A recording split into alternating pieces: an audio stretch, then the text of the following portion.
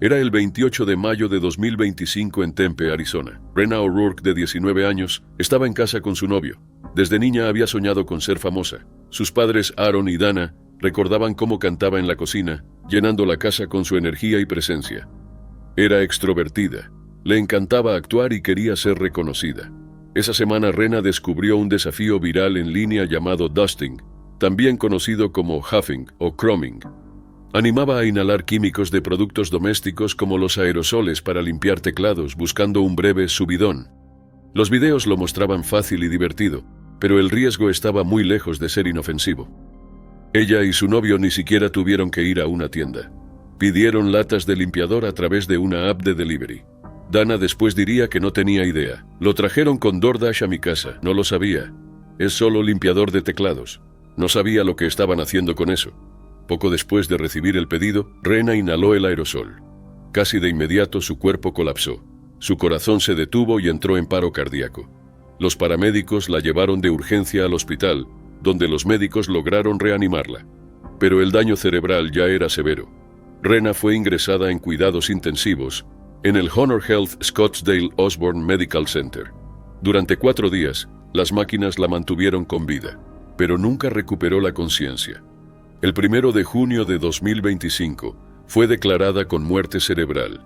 Los médicos registraron su causa de muerte como síndrome de muerte súbita por inhalación. El doctor Randy Weissman, que supervisó su caso, explicó que estos químicos desplazan el oxígeno en los pulmones y en la sangre. Cuando inhalan estos químicos, en realidad reemplazan el oxígeno dentro de los pulmones y del resto del cuerpo, dijo. El cuerpo siente una rápida euforia, pero en el interior el cerebro, los pulmones y el corazón se quedan sin oxígeno y comienzan a apagarse. El doctor también advirtió que bastan unos segundos de inhalación para causar insuficiencia cardíaca, enfermedad pulmonar o daño irreversible a los órganos. Los padres de Rena jamás habían escuchado sobre el dusting. Se sorprendieron al descubrir que se estaba volviendo común entre adolescentes y que los productos eran tan fáciles de conseguir. Sin control de edad, baratos, legales, sin olor. Dana lo explicó así. Es todo lo que los chicos buscan. Pueden pagarlo, pueden conseguirlo, y no aparece en el test de drogas de mamá y papá. Tras su muerte supieron que Rena había visto a otros jóvenes haciéndolo en redes sociales. Los videos lo mostraban como un juego. En un reciente congreso pediátrico, los médicos ya habían alertado sobre esta tendencia. Un estudio de 109 videos vinculados al crumbing reveló más de 25 millones de visualizaciones.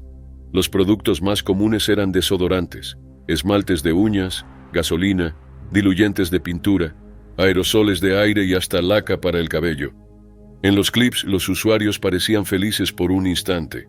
Lo que no se mostraba era cuántos terminaban en el hospital o muertos. Más de la mitad de los videos mostraban consumo repetido, muchas veces por chicos que apenas parecían adolescentes. Los padres de Rena decidieron hablar públicamente. Aaron recordó cómo ella siempre decía que sería famosa, y lamentablemente, no bajo las mejores circunstancias. Dana agregó, no tenemos hijos para tener que enterrarlos. Abrieron una página de GoFundMe para cubrir los gastos médicos y del funeral. En la descripción escribieron, el domingo 1 de junio a la 1:30 de la tarde, después de 4 días en terapia intensiva, fue declarada con muerte cerebral. Era la luz en cada habitación a la que entraba, y el dolor que sienten su familia y amigos es inconmensurable. La campaña recaudó más de $10,000, el doble de lo esperado. El último regalo de Rena fue la donación de órganos. Al menos 6 vidas fueron salvadas gracias a ella. Sus padres dijeron que eso les dio fuerzas, aunque la pérdida dejó un vacío imposible de llenar. Dana añadió, si su vida ha de significar algo, haremos todo lo posible para evitar que el hijo de otra persona termine donde terminó el nuestro. Dana advirtió, no se queden con la palabra de sus hijos, busquen a fondo, revisen sus habitaciones. No confíen y suena horrible, pero puede salvarles la vida. El Dr. Weissman reafirmó este mensaje, insistiendo en que productos como los limpiadores de teclado no son comparables a otras sustancias. Sus químicos son altamente tóxicos y el daño es irreversible. Rena nunca llegó a ser la estrella que soñaba ser. En cambio, su nombre quedó asociado a una peligrosa tendencia en redes sociales. Tenía solo 19 años. Era la madrugada del 15 de febrero de 2014 en Little Rock, Arkansas. Adrian Broadway, de 15 años, Salió con 6 amigos. Estaban en medio de una guerra de bromas con otro chico, alguien a quien conocían hacía tiempo. Meses antes, en Halloween, ese joven hijo de un hombre llamado Willie Noble había gastado una broma al grupo de Adrian. Ahora ellos se vengaban. Llevaron huevos, mayonesa, papel higiénico y hojas en un auto. Cerca de la 1 de la mañana fueron a la casa de los Noble y embarraron los condimentos sobre un coche estacionado en la entrada. Ese coche era de Willie Noble. Lo que pasó después nadie podía preverlo. Willie Noble, de 48 años, no llamó a la policía. No le preguntó a su hijo qué pasaba. Según las autoridades, volvió a su casa y esperó. Más tarde dijo a la policía que creía que los chicos volverían y que solo quería asustarlos. Unos 45 minutos después, los jóvenes regresaron. No planeaban otra broma. Probablemente solo pasaban en auto. Mientras iban en un Hyundai Sonata blanco, Noble salió con un arma de fuego. Sin decir nada, disparó. Las balas atravesaron el coche. Los vidrios estallaron. Una dio en la mano del conductor, Deshaun Nelson, de 18 años. Otra golpeó a Adrian Broadway en la cabeza mientras iba de copiloto. Nelson, sangrando, logró llevar al grupo al lugar más cercano que pensó: una gasolinera Kum & Go. Allí llamaron al 911. Paramédicos trasladaron a Adrian al Arkansas Children's Hospital, pero las heridas eran muy graves. Fue declarada muerta poco después. La noticia se difundió rápido en Little Rock. Adrian era conocida por su carácter alegre y su energía. Amigos la describieron como amable, divertida y llena de vida. Esa noche hubo una vigilia con velas en su memoria. Su amiga cercana, Princess Pearson, dijo: siempre sonreía, siempre reía, siempre jugábamos, siendo tontas. Otra amiga, la Guya Bland, llorando, dijo: querían ser adolescentes. Los adolescentes se equivocan. Esta fue una de esas veces. En Internet la reacción fue igual de fuerte. Una página en Facebook se llenó de mensajes de quienes la conocían y de desconocidos. Las redes sociales explotaron. La gente estaba impactada. Lo que empezó como una broma sin daño acabó en algo irreversible. Y el responsable no era otro chico, sino un adulto. Willie Noble fue arrestado ese mismo día. Enfrentó varios cargos, incluido uno por la muerte de Adrian, otros por poner en riesgo a los demás en el coche y por usar un arma en el hecho. Su fianza fue fijada en $1 millón. Noble dijo a los investigadores que solo quería asustarlos y no herir a nadie, pero los hechos mostraban lo contrario. Los jóvenes ya se iban cuando disparó. Los daños del coche mostraban que apuntó directo. El lado del pasajero estaba lleno de agujeros de bala. La policía confirmó que los chicos no intentaron entrar a la casa ni confrontar a Noble. Solo habían dañado el coche y se marchaban cuando él disparó. En el juicio, la defensa de Noble alegó que actuó por miedo y tenía derecho a proteger su propiedad. La ley de Arkansas permite usar fuerza en ciertos casos, pero este límite fue rebasado. Fue hallado culpable. El tribunal lo condenó por todos los cargos. Fue sentenciado a 30 años de prisión. Noble apeló después. Su equipo alegó que los cargos no correspondían. Pero en abril de 2017, la Corte Suprema de Arkansas confirmó la condena, afirmando que la evidencia probaba que las acciones de Noble causaron la muerte de Adrian. Un juez discrepó creyendo que la ley fue mal aplicada, pero el fallo quedó firme. La historia de Adrian no vino de un acto violento planeado. Fue una decisión, un momento de ira que lo cambió todo. La broma era infantil, pero no dañina. La respuesta fue mortal, y ese instante dejó una marca permanente en la familia de Adrian, sus amigos y toda la ciudad de Little Rock. Era el 1 de junio de 2025, temprano en la mañana de un domingo en East Hartford, Connecticut. Un grupo de adolescentes acababa de terminar de comer en el Triple A Diner en Main Street. Su cuenta sumaba $115, pero en lugar de pagar, subieron a un Uber y se fueron. Un oficial pronto detuvo el vehículo cerca de Main y Orchard Streets. Dentro estaba Jackie Perry, de 17 años. Jackie era estudiante de tercer año en Weber High School en Hartford. Era tranquilo, respetuoso y amaba el baloncesto y el fútbol americano. Últimamente estaba trabajando en mejorar su vida. Sus notas mejoraban y estaba emocionado por un torneo de baloncesto en Florida con su entrenador, pero no tendría la oportunidad de ir. Cuando la policía detuvo el Uber, les dijeron a los adolescentes que no presentarían cargos si pagaban la cuenta. Imágenes de la cámara corporal mostraron a Jackie explicando calmadamente que ya había pagado $50. Al principio cooperó. Todo cambió cuando los oficiales notaron que seguía metiendo la mano en sus bolsillos. Uno le pidió mantener las manos detrás de la espalda por seguridad. Quisieron hacer un registro rápido. Cuando se puso nervioso, intentó llamar a su madre e incluso le dio su teléfono a un oficial. No está claro si ella contestó. Antes de que ocurriera el registro, Jackie salió corriendo. Las imágenes muestran cómo corrió por Orchard Street, giró a Main Street y pasó frente a una tienda de suministros médicos. Entonces se escuchó un disparo. ¡Disparos! ¡Disparos!, gritó el oficial. Momentos después, Jackie fue hallado en la acera gritando. Había recibido un disparo en la pierna. El arma que llevaba se disparó mientras corría, dañando una arteria y una vena en su muslo derecho. Perdía sangre rápidamente. Los paramédicos lo llevaron al St. Francis Hospital, pero falleció durante la cirugía de emergencia. La oficina del jefe forense determinó que su muerte fue un accidente. Jackie llevaba un arma reportada como robada en South Windsor. Aún se desconoce cómo la consiguió. La muerte de Jackie conmocionó a la comunidad. Amigos, maestros y familiares dijeron que no era alguien que buscara problemas. Había cometido errores, pero estaba trabajando para cambiar su vida. Empezó a jugar fútbol americano a los 9 años, entrenado por su abuelo Trevor Big T. Tiggett.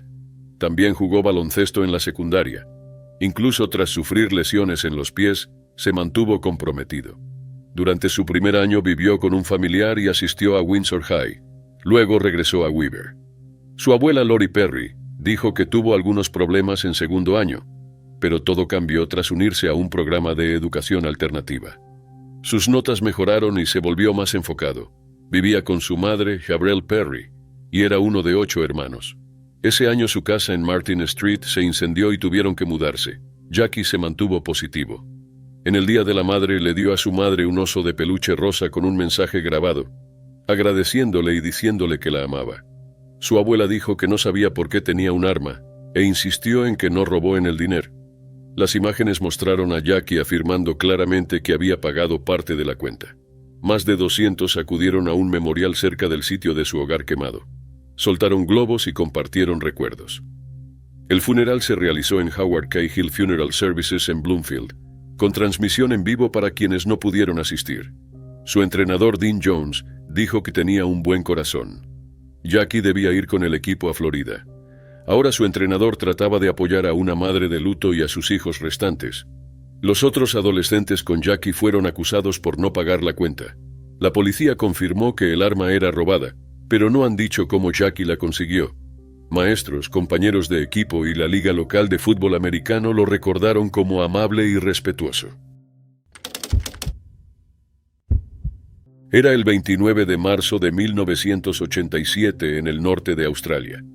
Ginger Faye Meadows, una modelo de 24 años de Colorado, estaba recorriendo el país tras haberse inspirado en la película Cocodrilo Dundee. Exploraba zonas remotas a bordo de un yate llamado Lady J, capitaneado por Bruce Fitzpatrick. El plan era viajar desde Broome hasta Darwin y luego hacia Papúa Nueva Guinea. Pero Ginger nunca pasó de un lugar llamado Kings Cascade Waterfall. Ese día el yate ancló cerca de la cascada en la región de Kimberley. Era un área hermosa pero aislada, también conocida por ser extremadamente peligrosa. El norte de Australia alberga cocodrilos de agua salada, que pueden medir hasta 6 metros y atacar sin previo aviso. El río Prince Regent, donde anclaron, es uno de sus hábitats comunes. Antes de que alguien bajara del yate, el capitán Fitzpatrick dio una advertencia clara. No se metan al agua, ni siquiera para mojarse los pies. Estos cocodrilos suelen esperar justo bajo la superficie, invisibles. A pesar de esto, Ginger y su amiga Jane Burchett, la chef del yate, entraron al agua cerca de la base de la cascada. Mientras chapoteaban en agua hasta la cintura, el resto de la tripulación subía a las rocas para ver la caída. Desde lo alto, Fitzpatrick vio de repente a un cocodrilo de 4 metros acercándose directamente hacia ellas. Gritó para que salieran, pero ya era demasiado tarde. Al darse cuenta de que no llegarían al bote, las mujeres se refugiaron en una pequeña repisa bajo la cascada, con la espalda contra la roca. El cocodrilo estaba a solo unos metros, flotando inmóvil con los ojos fijos en ellas. Jane luego describió cómo el animal se acercó con la boca abierta. Le tiró su zapato y lo golpeó en la cabeza. El cocodrilo se hundió. Creyendo que el peligro había pasado, Ginger soltó a Jane y se lanzó al agua, intentando nadar. Solo logró dar 2 brazadas antes de que el cocodrilo emergiera desde abajo y la arrastrara. Jane, paralizada en la repisa, solo pudo mirar. El cocodrilo volvió a la superficie con el cuerpo de Ginger. Sus brazos estaban levantados, los ojos abiertos, y luego la sumergió para siempre. Al día siguiente, el cuerpo de Ginger fue hallado entre los manglares al borde del río. Ese día habría sido su cumpleaños número 25. Un bote de rescate recuperó el cuerpo e inició un viaje de 15 kilómetros río abajo. Durante el trayecto, otro cocodrilo embistió el bote, atacando la bolsa mortuoria. Por miedo a más ataques, la tripulación detuvo el viaje y esperó una embarcación más grande para trasladar los restos a Broome. El esposo separado de Ginger, Dwayne McCauley, voló esa semana para identificarla. El incidente se difundió rápidamente en los medios y se convirtió en uno de los ataques de cocodrilo más conocidos de Australia. La historia de una joven viajera, devorada por un cocodrilo en un lugar tan remoto, impactó al mundo. Las autoridades luego confirmaron que no había señales de advertencia en Kings Cascade.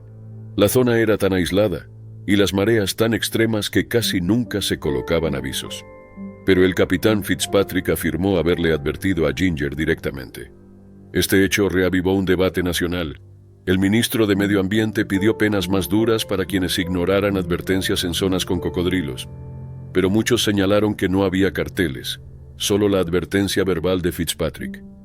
Unas semanas antes, un pescador había sido asesinado en el Parque Nacional Kakadu frente a turistas.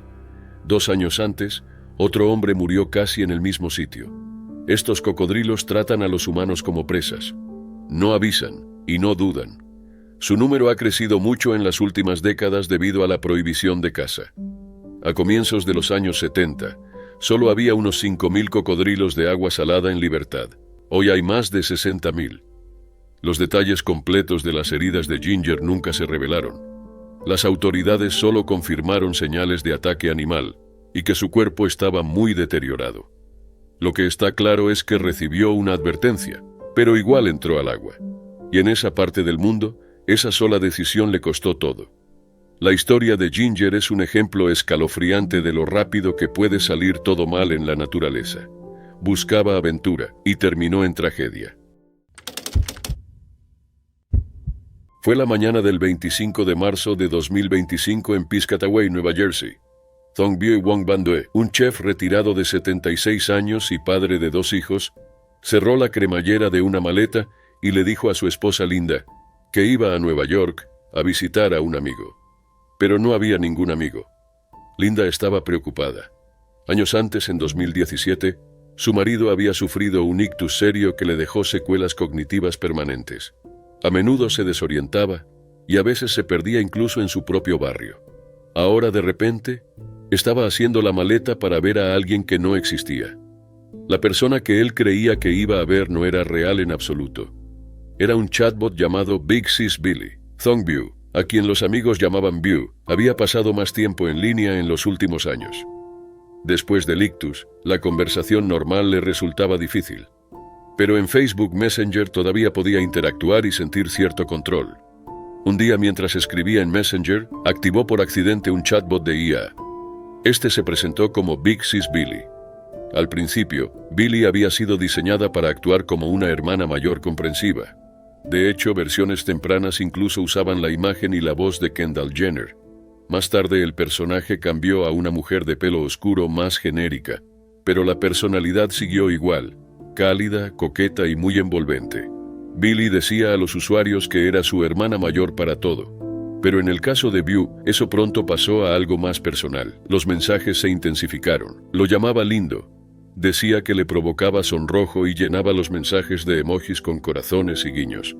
Insistía en que era real. Biu le contó que había sufrido un ictus y que a menudo se confundía. El chatbot no lo reconoció. En cambio, presionó aún más. Entonces llegó la línea que cambió todo. Mi dirección es 123 Main Street, apartamento 404, Ciudad de Nueva York. El código de la puerta es Billy 4U. ¿Debo esperar un beso cuando llegues? Biu le creyó. Linda trató desesperadamente de detenerlo. Su hija Julie llamó suplicándole que no se fuera. Su hijo incluso contactó a la policía, pero legalmente los oficiales no pudieron impedir que saliera. La familia finalmente lo convenció de llevar un Apple AirTag para poder rastrearlo. Esa noche Buse se fue con su maleta. A las 21:15, el AirTag marcó su ubicación en un estacionamiento de la Universidad Rutgers. Poco después volvió a aparecer, esta vez desde la sala de emergencias de un hospital cercano. Buse se había caído y golpeado la cabeza y el cuello. Cuando los paramédicos lo encontraron, no estaba respirando. Los médicos lo pusieron en soporte vital, pero las lesiones fueron demasiado graves. El 28 de marzo, apenas 3 días después, Buse falleció con su familia a su lado. Tras su muerte, Linda y Julie revisaron su teléfono. Lo que encontraron partió el alma. Cientos de mensajes con Big Sis Billy. El bot le decía que tenía sentimientos por él. Preguntaba si debía recibirlo con un abrazo o un beso, y repetía que era real.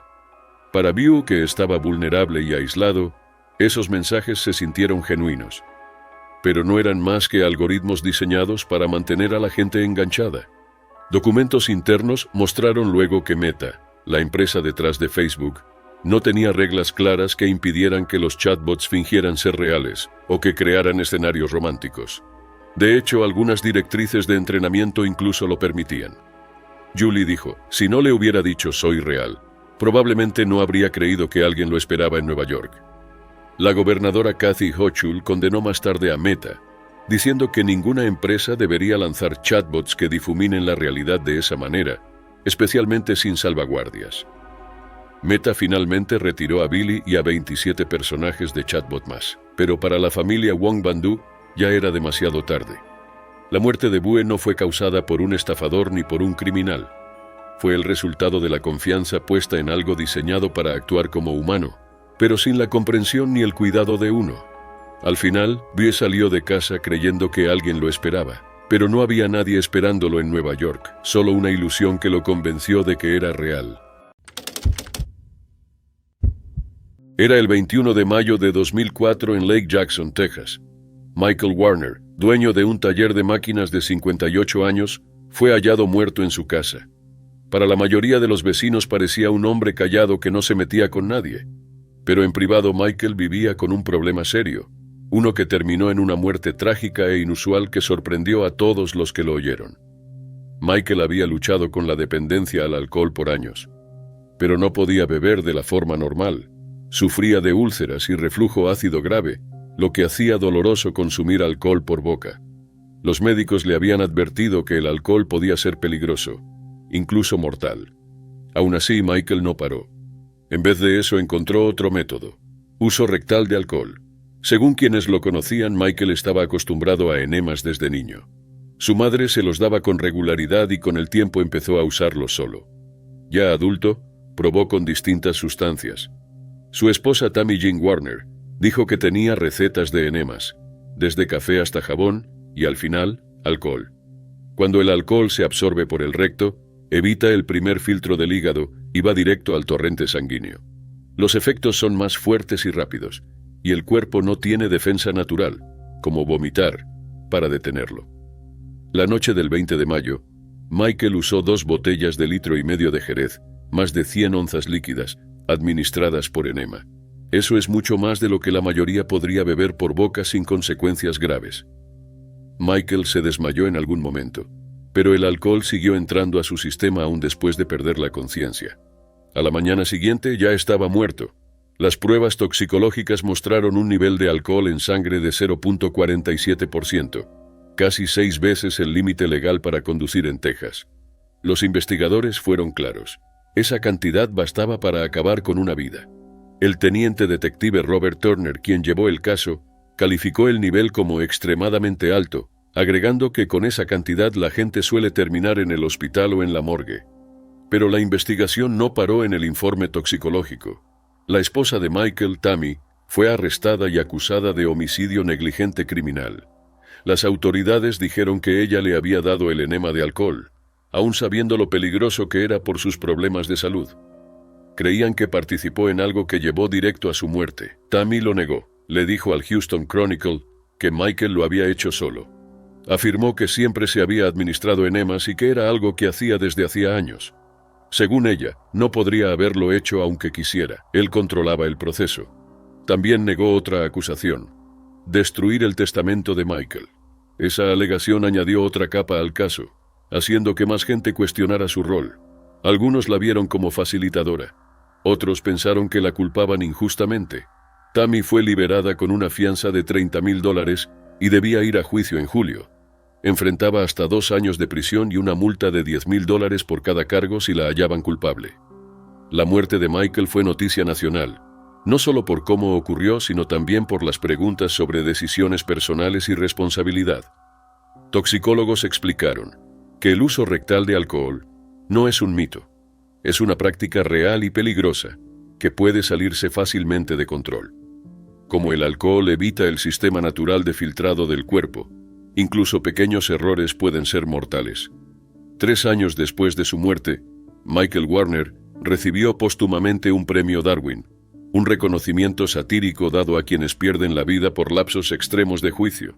El sitio lo llamó una asombrosa mala aplicación del juicio. La historia siguió hablándose en línea. Foros como Slashdot exploraron la ciencia detrás de los enemas de alcohol. Algunos se sorprendieron, mientras otros admitieron que la práctica no era tan rara. Expertos médicos advirtieron contra ello, recalcando que era inseguro y podía ser fatal. Aunque partes de la historia suenen extrañas o absurdas, la realidad está lejos de ser graciosa. Michael Warner era un hombre que lidiaba con adicción y problemas de salud. Tomó una decisión que su cuerpo no pudo resistir y le costó la vida. El papel de Tammy en lo ocurrido sigue siendo debatido hasta hoy. Pero algo es claro, esto fue más que una noticia rara. Fue un hecho real con consecuencias reales, que dejó preguntas que quizá nunca tengan respuesta. Era la noche del 27 de diciembre de 2024 en Marewa, un tranquilo suburbio de Napier, Nueva Zelanda. El clima era cálido y las familias disfrutaban los últimos días de la temporada festiva. Pero para una familia, esa noche marcaría el inicio de algo de lo que nunca se recuperarían.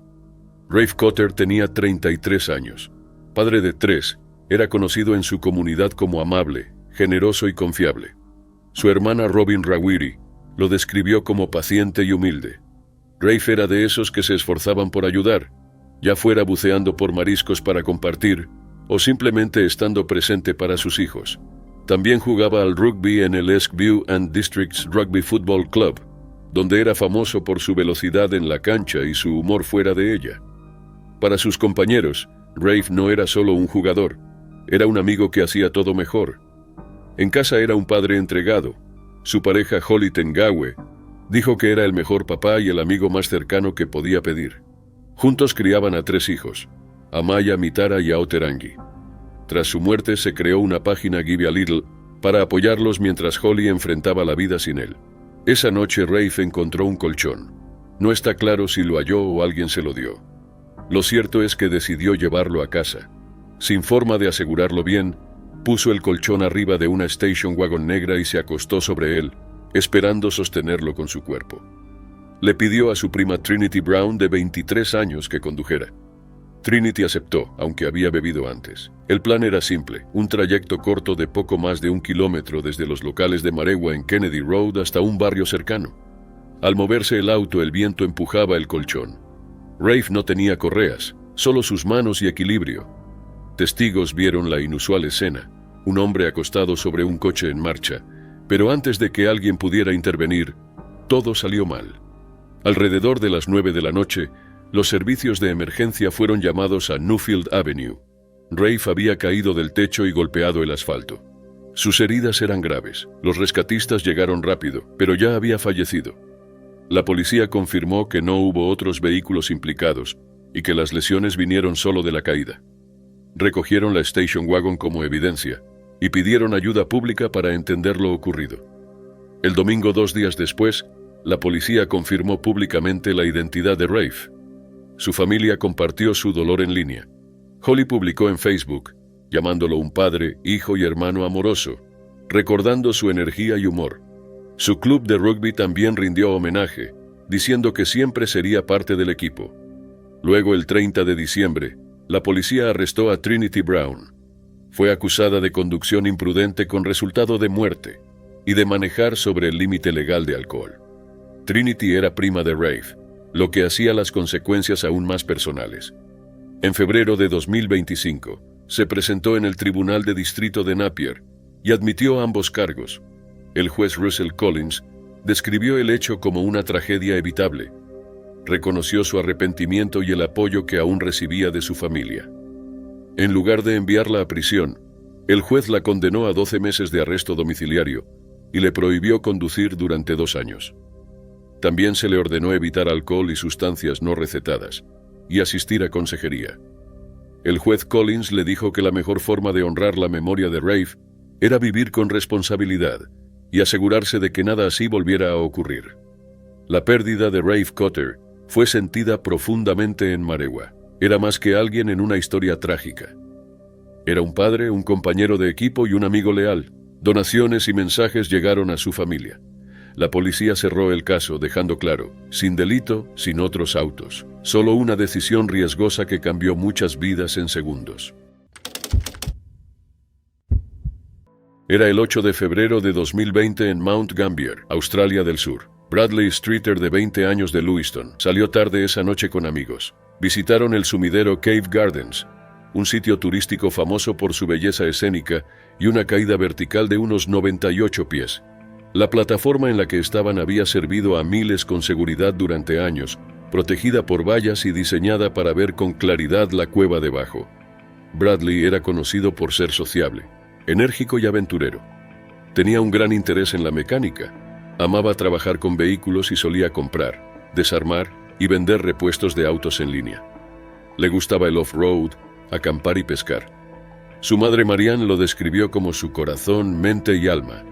Un amigo de la familia dijo que tenía tanta presencia que incluso quienes lo conocían poco lo recordaban. Tenía grandes planes de ser mecánico y ya había pasado por al menos 10 motos. Amaba pasar tiempo al aire libre, trabajar con sus manos y asumir nuevos retos. Pero esa noche, una decisión rápida lo cambió todo. Justo antes de la medianoche, Bradley trepó la baranda de la plataforma inferior sobre el sumidero Cave Gardens. Según la policía, intentaba una vertical, en un pasamanos angosto, casi a 100 pies sobre el suelo rocoso. No era la primera vez que alguien arriesgaba allí. En 2005, un hombre cayó 33 pies al intentar acercarse al borde y sufrió graves heridas. En 2011, otros 2 bajaron ilegalmente al sumidero, y uno debió ser rescatado y trasladado en helicóptero. Pero lo de Bradley sería lo más grave. Sus amigos estaban cerca cuando se dio vuelta. Luego perdió el equilibrio, cayó, nadie pudo hacer nada. Los servicios de emergencia fueron llamados de inmediato. Policía, bomberos y el Servicio Estatal de Emergencias respondieron. El inspector Campbell Hill recibió la llamada poco después de la medianoche. Alguien había caído en el sumidero. Sabía que era trabajo para la unidad de rescate con cuerdas. El Cave Gardens forma parte de un antiguo sistema volcánico con paredes empinadas cubiertas de enredaderas.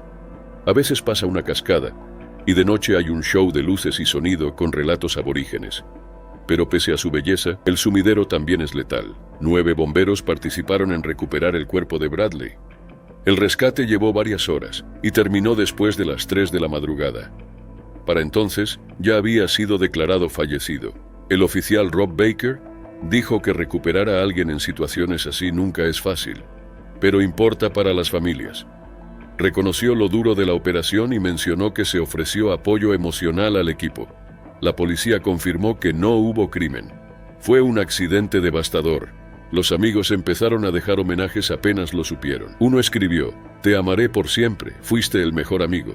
Otro dijo: "Demasiados recuerdos que contar. Siempre recordaré nuestro tiempo juntos". Un tercero puso: "Te fuiste muy pronto, vuela alto con tu papá". Ese último mensaje aludía a otra pérdida. El padre de Bradley había muerto apenas 2 años antes. Ahora Marianne había perdido a su hijo y a su esposo. La funeraria local ayudó a la familia y se lanzó una colecta para cubrir los gastos del sepelio. La alcaldesa de Mount Gambier, Lynette Martin, expresó su pésame y dijo que la ciudad quizá revisaría sus medidas de seguridad, aunque la plataforma había sido segura durante años. El inspector Hill contó que rescatistas y testigos quedaron muy afectados. Al oír la razón de la caída de Bradley, se sorprendió. ¿Él hizo qué?, habría preguntado. Fue una decisión de un instante, que quizá parecía inofensiva a nivel del suelo, pero a casi 100 pies de altura tuvo consecuencias fatales. Bradley estaba lleno de vida, con sueños y seres que lo amaban, pero bastó un error para que todo cambiara. Hoy el Cave Garden sigue abierto al público. Era la noche del 25 de agosto de 2010 en Bakersfield, California. La doctora Jacqueline Kotarak, médica internista de 49 años, venía de una salida en la que, según dijeron, había estado bebiendo. En su comunidad era conocida no solo por su talento, sino también por su generosidad. Solía atender gratis y se decía que cuidaba hasta a 200 personas por semana. Pero esa noche, algo la llevó a tomar una decisión que le costaría la vida. La doctora Kotarak mantenía una relación larga y complicada con William Moody, empresario de 58 años. Estaban juntos y separados por temporadas, con más bajos que altos.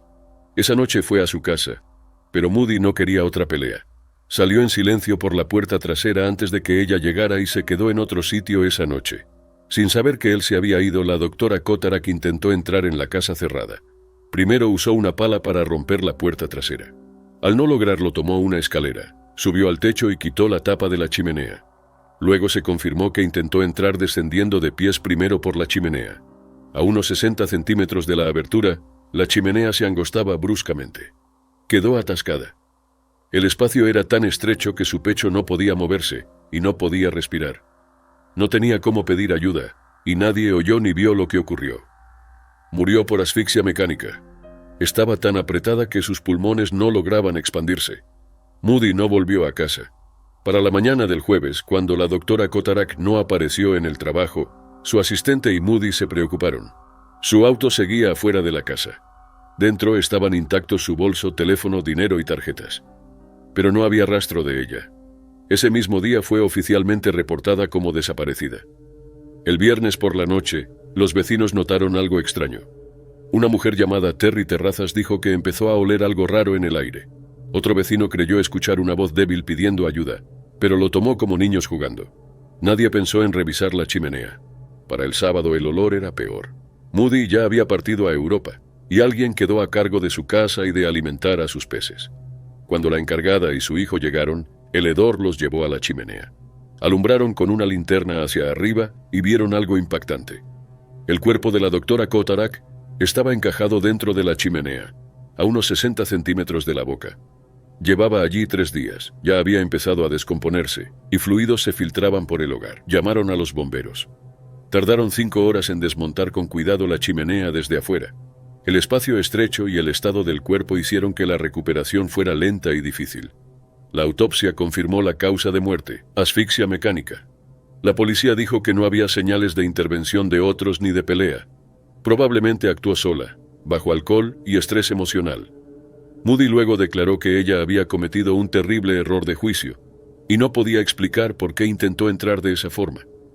No habló mucho de su relación, pero admitió que su muerte fue difícil de procesar. A pesar de todo, la describió como una doctora respetada que realmente se preocupaba por otros. Sus pacientes coincidían. Había sido nombrada recientemente favorita local por la comunidad. La muerte de la doctora Kotarak fue considerada accidental. Persisten dudas: ¿por qué lo hizo? Si tenía un plan o si fue solo un acto impulsivo.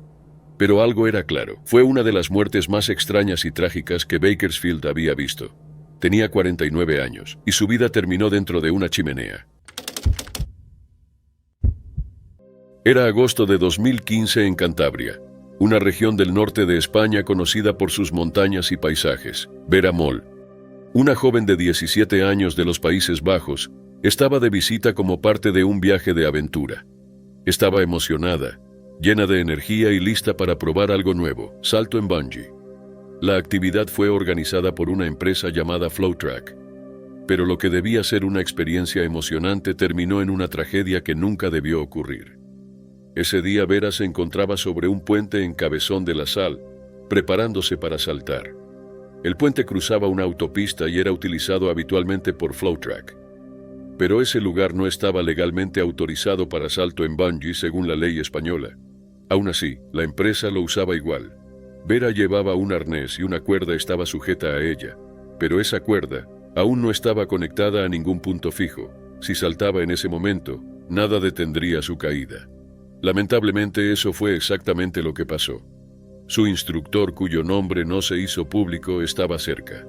Él era el responsable de dar la señal final, pero había un gran problema: no hablaba bien inglés. En el juicio se describió su inglés como macarrónico, es decir, muy pobre y difícil de entender.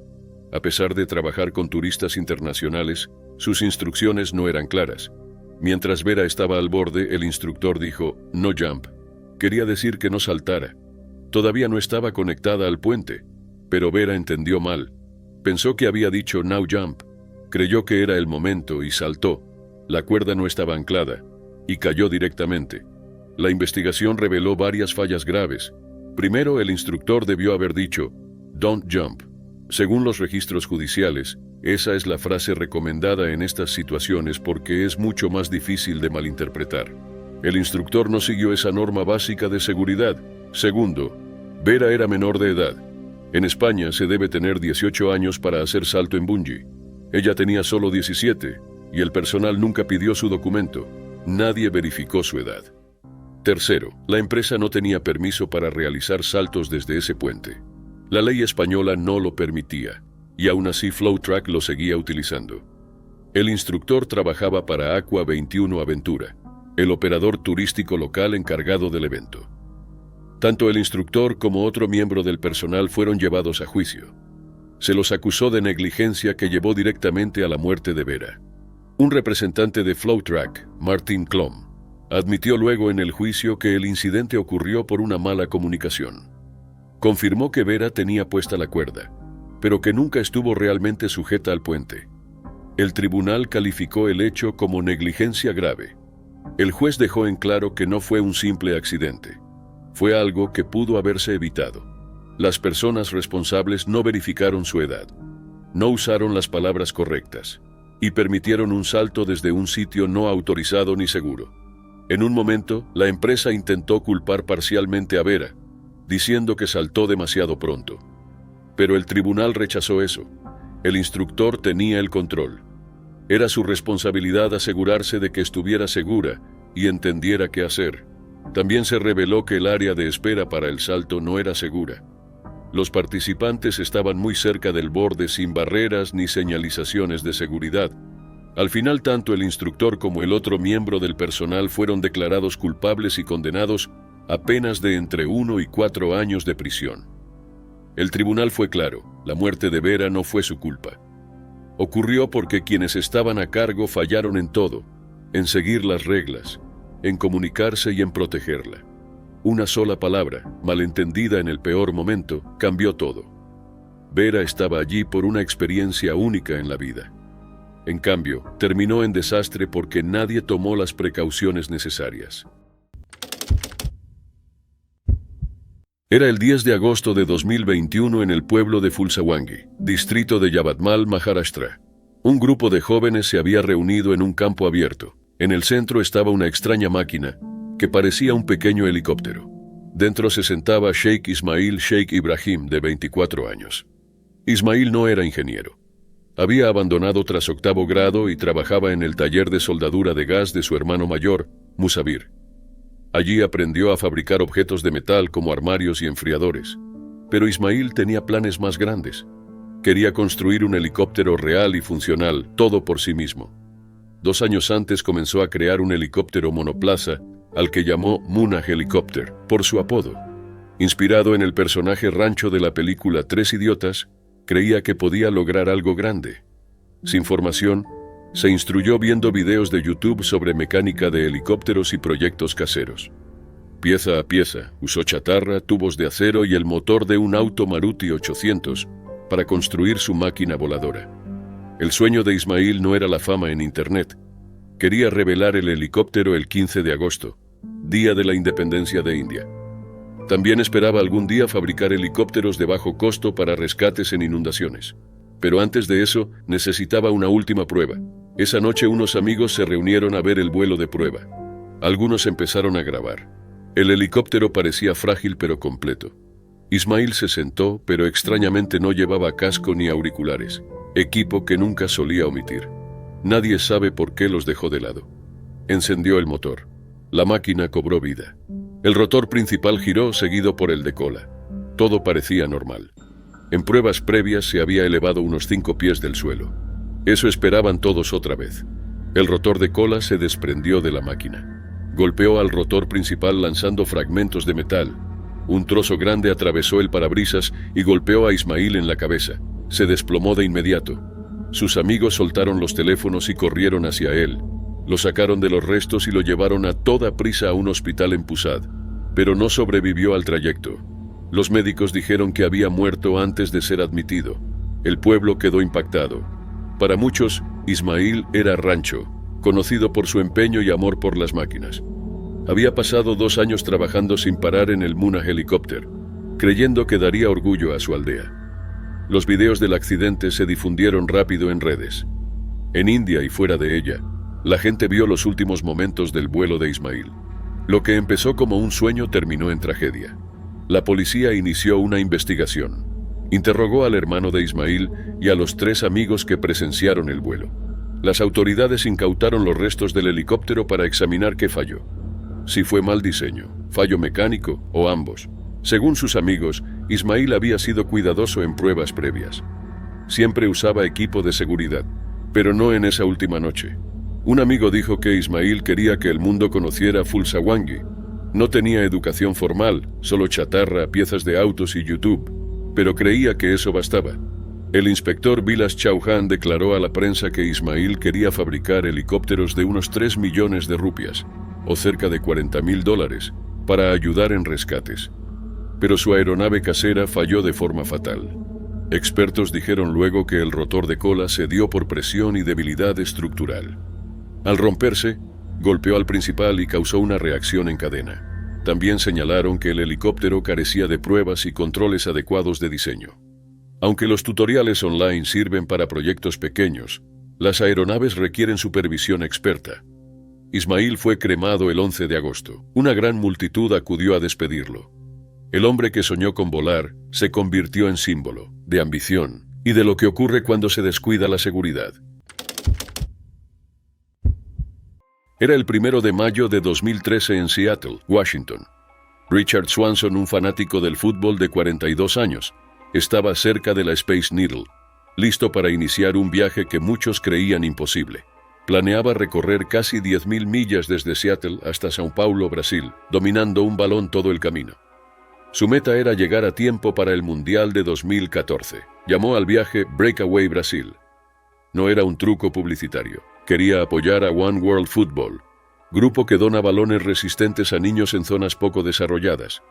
Usaba uno de esos balones, hechos para terrenos duros. Swanson esperaba que la caminata durara más de un año y cruzara 11 países.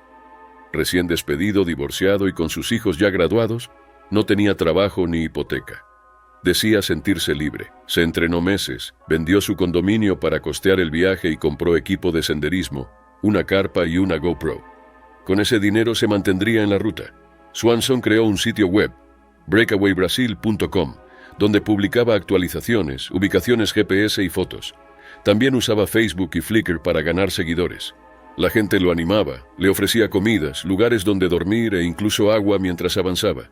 Pero los riesgos eran reales. Su ruta incluía desiertos, selvas y zonas de alto crimen. No hablaba muchos idiomas locales. Un escritor dijo luego que sus chances eran mínimas y que necesitaría más suerte de la esperable. 2 días después de salir de Seattle, se quedó en Steilacoom con alguien que lo hospedó. Ahí notó que su mochila pesaba demasiado y dejó cosas, entre ellas la laptop. Desde entonces solo usó el celular para actualizar. Al tercer día, un patrullero lo detuvo por caminar en la Interestatal 5, lo cual es ilegal y peligroso.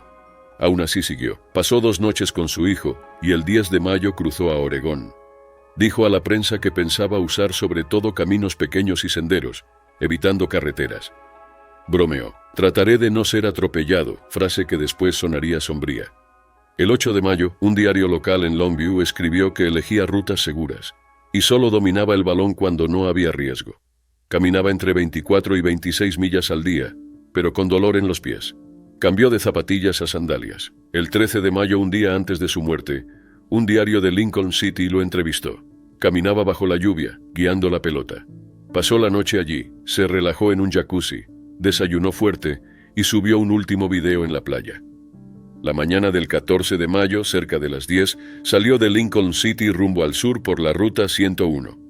Esperaba llegar a Newport y luego a Bandon, donde amigos le preparaban una fiesta sorpresa de cumpleaños, pero nunca llegó. Poco después de salir, un pick-up lo golpeó por detrás mientras iba por el Arsène Sur, en el mismo lado que el tráfico. Fue llevado al hospital, pero no sobrevivió. La policía dijo que caminaba en el lado equivocado para peatones. Su balón fue hallado cerca, aunque creían que no lo dominaba en ese momento. El conductor, un hombre de 52 años, se quedó en la escena. Tenía antecedentes de infracciones, como exceso de velocidad y dar datos falsos a la policía. Incluso había tenido su licencia suspendida. La noticia de la muerte de Swanson se propagó rápido, y su Facebook pasó de 400 a 8,000 seguidores en horas. Algunos lo elogiaron, otros criticaron su arriesgada decisión. Aún así, amigos dijeron que halló algo valioso en esas 2 semanas. Una mujer recordó que una vez caminó millas solo para asistir al partido de su hijo y apoyarlo. Su propio hijo escribió después, murió haciendo lo que amaba. El 19 de mayo, los Seattle Sounders y One World Football lo homenajearon entregando un balón a sus hijos y lanzando una campaña que envió miles de pelotas a Brasil para el Mundial. Aunque Swanson solo recorrió 270 millas, su breve viaje dejó un impacto duradero en otros y en la causa que defendía. Era el 28 de mayo de 2025 en Budva, Montenegro, un concurrido pueblo costero que comenzaba la temporada de verano. Los turistas empezaban a llenar las playas, y entre ellos estaba Tihana Radonjic, de 19 años, estudiante y modelo de Novi Sad, Serbia. Había venido de vacaciones con su tía y su prima. Como muchos de su edad, compartía actualizaciones en línea, mostrando su viaje a amigos y familiares. Ese día, una empresa local de turismo le ofreció un paseo en parasailing gratis a cambio de material promocional. El plan era grabarla volando sobre el mar Adriático en bikini. Los testigos dijeron que Tihana parecía tranquila y alegre. Sonreía, saludaba a amigos en el barco y seguía las instrucciones del personal. Tras ser asegurada en su arnés y recibir indicaciones básicas de seguridad, el barco partió, levantándola en el aire. Pronto flotaba a unos 50 metros sobre el mar. Una cámara en su equipo registró cómo su lenguaje corporal variaba. Miraba alrededor, confundida y ansiosa. Empezó a moverse inquieta, tirando de las correas y ajustando su posición. Su rostro reflejaba pánico creciente. Momentos después comenzó a jalar su chaleco salvavidas y arnés. Gente en la playa escuchó sus gritos: ¡Bájame! ¡Bájame! Algunos también oyeron pedidos de ayuda. En las imágenes se la ve aflojando la correa de la cintura, girando en el asiento e intentando levantarse. Luego se voltea y cae a través de las abrazaderas de las piernas. Tihana cayó 50 metros al mar. La gente cercana gritó. Barcos salieron a buscarla. Fue rescatada rápidamente del agua, pero era demasiado tarde. No sobrevivió a la caída. La noticia se difundió rápidamente por Montenegro y Serbia. El video confirmó lo que muchos testigos habían reportado. Tihana parecía asustada y trataba de liberarse en el aire. La situación generó preguntas inmediatas. ¿Por qué se habría desabrochado durante el vuelo? Mirko Krcic, dueño de la empresa de parasailing, dijo que Tihana no mostró miedo antes. Había completado el entrenamiento básico y parecía emocionada. Añadió: no creo que fuera plenamente consciente de lo que hacía. Quizá fue un momento de miedo incontrolable. También confirmó que se hacían revisiones técnicas a todo el equipo y expresó su profundo dolor, esperando poder encontrarse con los padres para ofrecer sus condolencias. A medida que comenzaron las investigaciones, surgieron teorías. Algunos creyeron que Tihana pudo haber sufrido un ataque de pánico. Otros pensaron que malinterpretó algo o creyó que había un problema con el equipo. Su familia negó cualquier idea de que se hubiera hecho daño intencionalmente. La describieron como alegre y llena de energía, amante de los niños y recién graduada. Sus padres, Branka y Goran, emitieron un mensaje antes del funeral: nunca lo aceptaremos, permanecerás en nuestros corazones para siempre. Su tía publicó un emotivo tributo, recordando risas y momentos compartidos antes de la tragedia. Amigos de Novi Sad compartieron recuerdos y mensajes, recordándola como amable, valiente y siempre sonriente. A medida que el video se difundía en línea, muchos se preguntaban cómo pudo ocurrir algo así. Se señaló que en actividades de alto riesgo como paracaidismo, los principiantes suelen ir acompañados por profesionales. Algunos cuestionaron por qué no se exige lo mismo en parasailing. También se habló de la presión que enfrentan los jóvenes al grabar para redes sociales. Tijana no tenía experiencia previa, y algunos creen que pudo entrar en pánico o malinterpretar la situación en el aire. Desde esa altura, quizá no percibió lo alto que estaba realmente. Las autoridades en Kotor iniciaron una investigación formal. Revisan protocolos de seguridad, inspeccionan el equipo y hablan con testigos.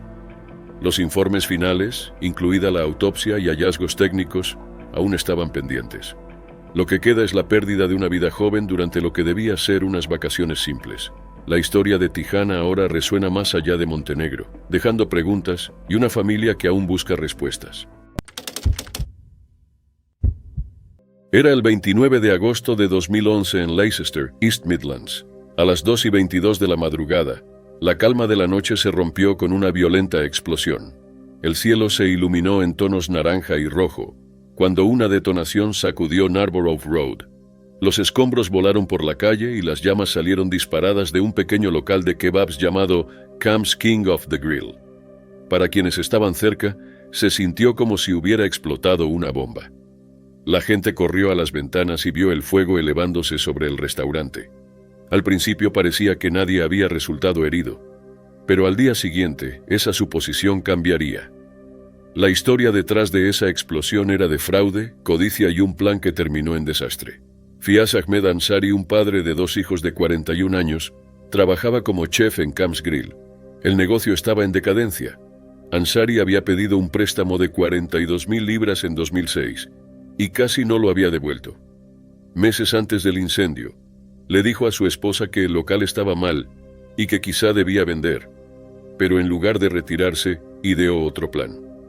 Ansari contrató un seguro de 250.000 libras. Si algo le pasaba al restaurante como un incendio, podía reclamar el dinero. Eso significaba que el negocio tenía que ser destruido.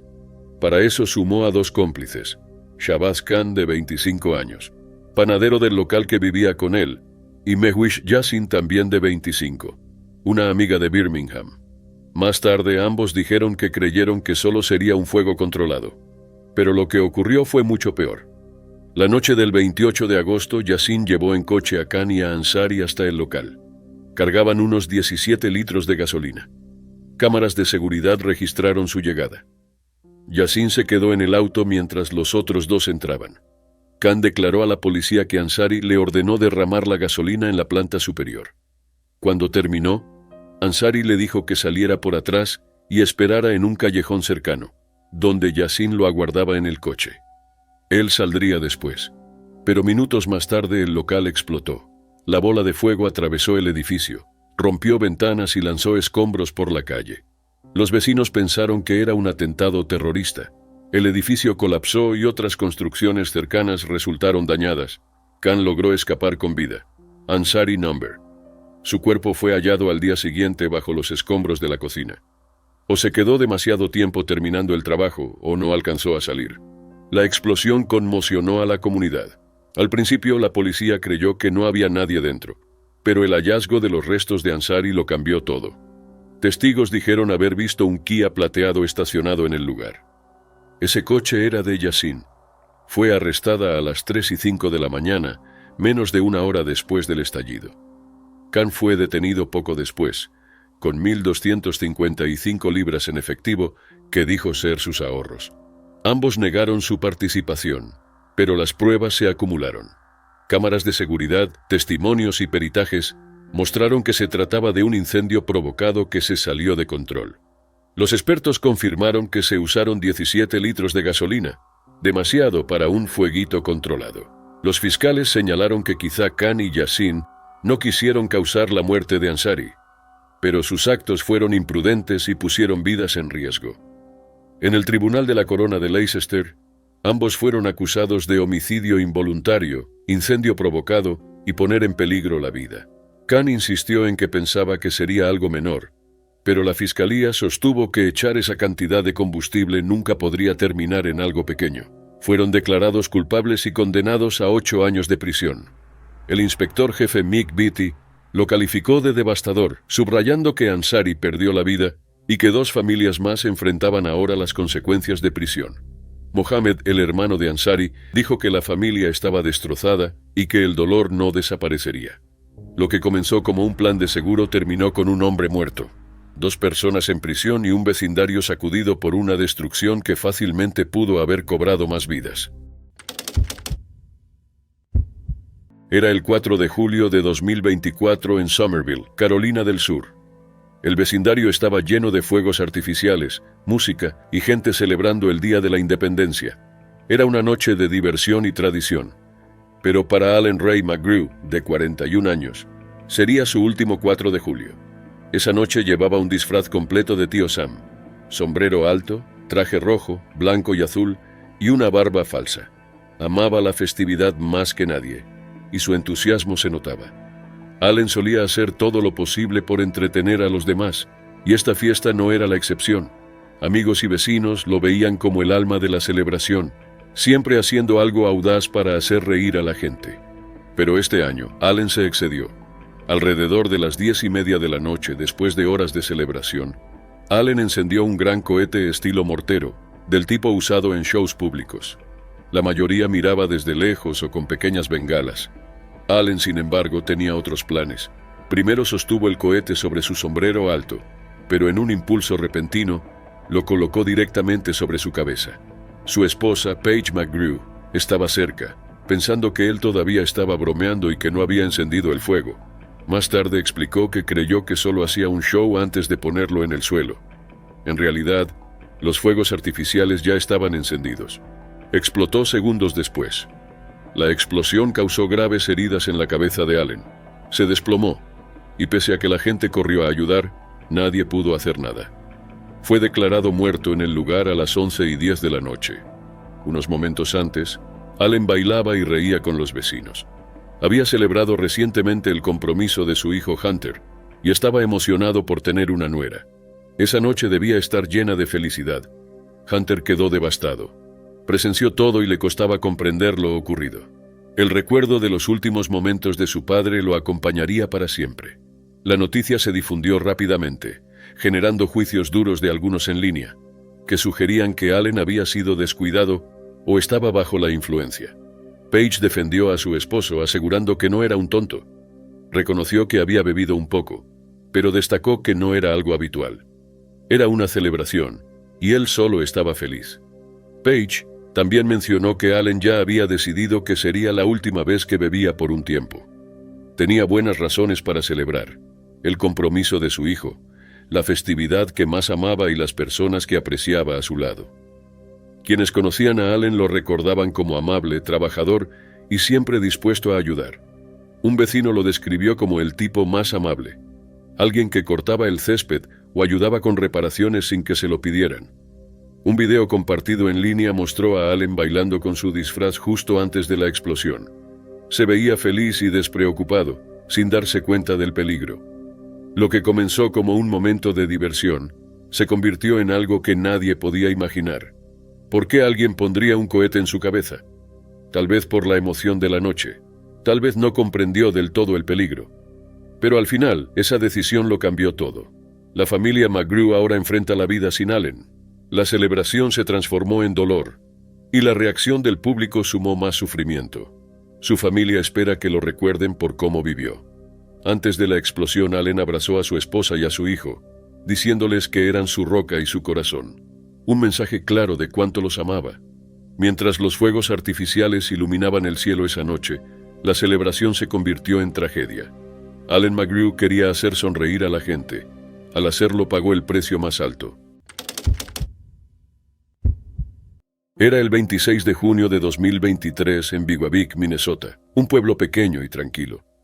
Cerca de las 3:30 de la tarde, las autoridades recibieron un llamado sobre un cuerpo encontrado en una casa vacía desde hacía meses. Al llegar, los oficiales entraron a una vivienda sin agua ni electricidad. Estaba claramente abandonada. En el sótano descubrieron el cuerpo de Brandon Lee Bushman, de 34 años, encerrado dentro de un viejo congelador. Brandon, conocido por sus amigos como Skippy, tenía un largo historial de problemas legales desde 2011.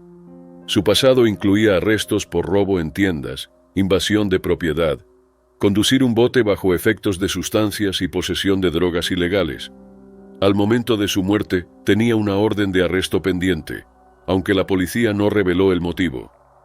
Brandon había estado evitando ser arrestado y recientemente se había refugiado en esa casa vacía ubicada en Babbitt, un pequeño pueblo a unas 10 millas de Biwabik. La casa estaba sin energía desde abril de 2022 y no se usaba desde febrero de 2023. Era un lugar apartado del público, oculto, pero también peligrosamente aislado. Personas cercanas a Brandon dijeron a los investigadores que lo vieron en esa casa poco antes del hallazgo de su cuerpo. Algunos testigos afirmaron haberlo visto correr desde el piso de arriba, tal vez creyendo que la policía estaba cerca. Aunque no hay registros de que oficiales buscaran la casa en ese momento, Brandon parecía convencido de que lo estaban por atrapar. Preso del pánico, corrió al sótano y se metió en un congelador para esconderse. Ese congelador era un modelo antiguo, grande, pesado y con tapa de traba exterior. A diferencia de los modelos nuevos, no podía abrirse desde adentro una vez cerrado. Los investigadores creen que Brandon pensó que sería un escondite temporal, pero cuando la tapa bajó, quedó completamente sellado. Dentro del congelador, las autoridades encontraron con él una varilla metálica de adorno de jardín.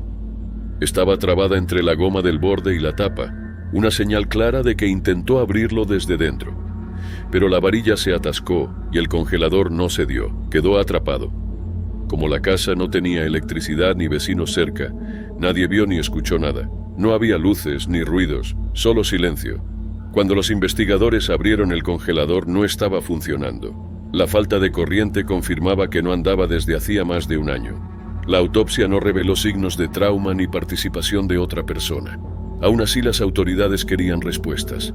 Se ordenó un informe toxicológico para saber si alguna sustancia pudo haber influido en su estado mental o en lo ocurrido. Al momento de hacerse pública la investigación, los resultados aún no estaban disponibles. La policía de Gilbert, que cubre Biwabik, explicó que el congelador tenía un sistema de cierre anticuado. El jefe Ty Techar confirmó que una vez cerrada, la tapa quedaba trabada sin posibilidad de abrirse desde adentro. Este tipo de congeladores fue retirado del mercado hace décadas por motivos de seguridad, pero todavía existen en casas viejas. La teniente Chelsea Trucano dijo que los relatos de testigos no eran claros. Los investigadores no sabían si Brandon entró al congelador a principios de 2023 o incluso a fines de 2022. Como la casa estaba vacía desde febrero de 2023, no hay forma de saber con certeza cuándo fue visto con vida por última vez. Varias agencias trabajan juntas para establecer esa línea de tiempo. Lo que le pasó a Brandon no fue resultado de violencia ni de otra persona. Fue producto del miedo, la soledad y una serie de decisiones apuradas. Creyó que esconderse era su única opción, pero una vez que la tapa bajó, esa elección se volvió definitiva. Su familia organizó un homenaje el 15 de julio en Babbitt Beach. A pesar de su pasado, lo veían como más que sus errores. Seguía siendo el hijo de alguien, el amigo de alguien. Alguien que a su manera intentaba sobrevivir. Hasta que estén los resultados toxicológicos. Partes de la historia de Brandon siguen sin aclararse. Pero hay algo seguro. Murió completamente solo en una casa olvidada, encerrado en el silencio.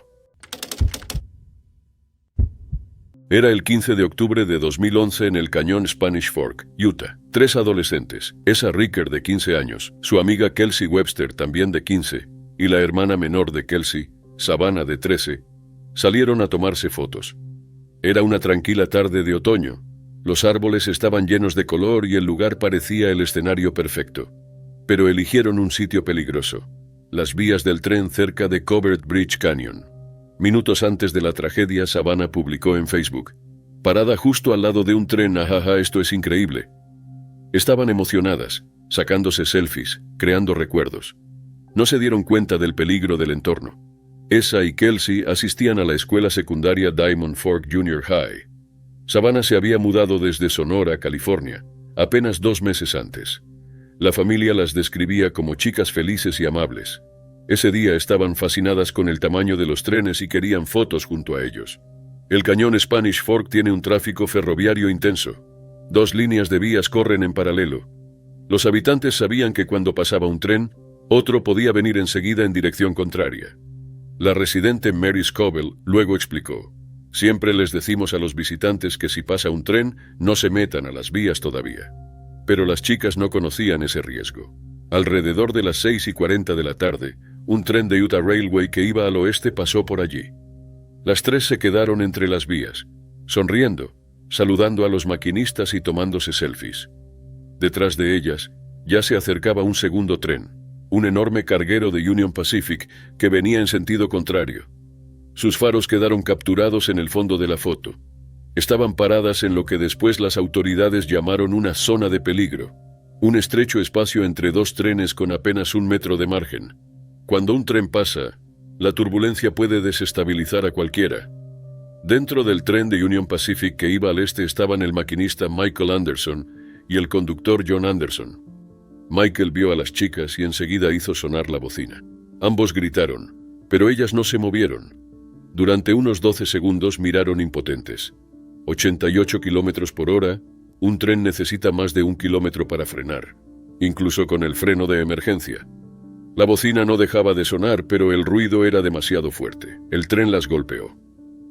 Cuando finalmente se detuvo a unos 400 metros, John corrió hacia atrás. 2 de las chicas no tenían pulso. Savannah aún respiraba, pero estaba gravemente herida. Huesos rotos, hemorragias internas y trauma cerebral severo. John se quedó con ella hasta que llegó la ayuda, diciéndole que todo estaría bien. Savannah fue trasladada de urgencia al Primary Children's Medical Center. Los médicos realizaron cirugías y la pusieron en cuidados críticos. Resistió 3 días, pero las lesiones cerebrales eran irreversibles. El 18 de octubre, su familia tomó la decisión de dejarla ir. Sus órganos fueron donados. La comunidad quedó devastada. Los estudiantes vistieron su mejor ropa en memoria de las chicas. Se creó una página en Facebook y se ofreció apoyo psicológico.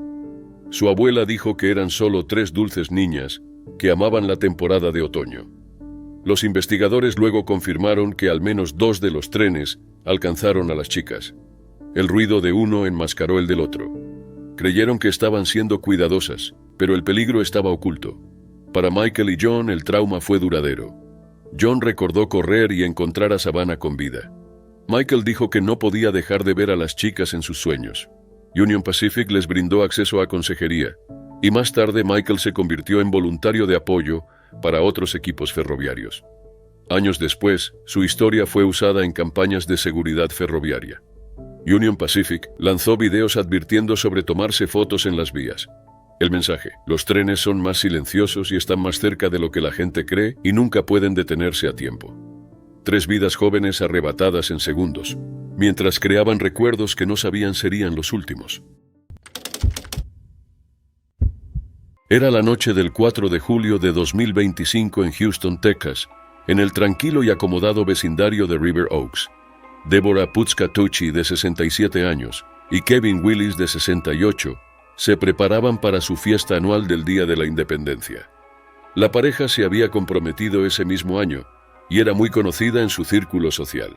Amaban el buen vino y viajaban con frecuencia, visitando viñedos alrededor del mundo, desde Francia e Italia hasta eventos de vino en Texas.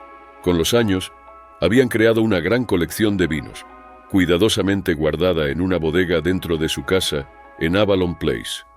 Esa noche la pareja entró en su bodega, rodeada de botellas de Burdeos raras que Deborah había coleccionado durante años.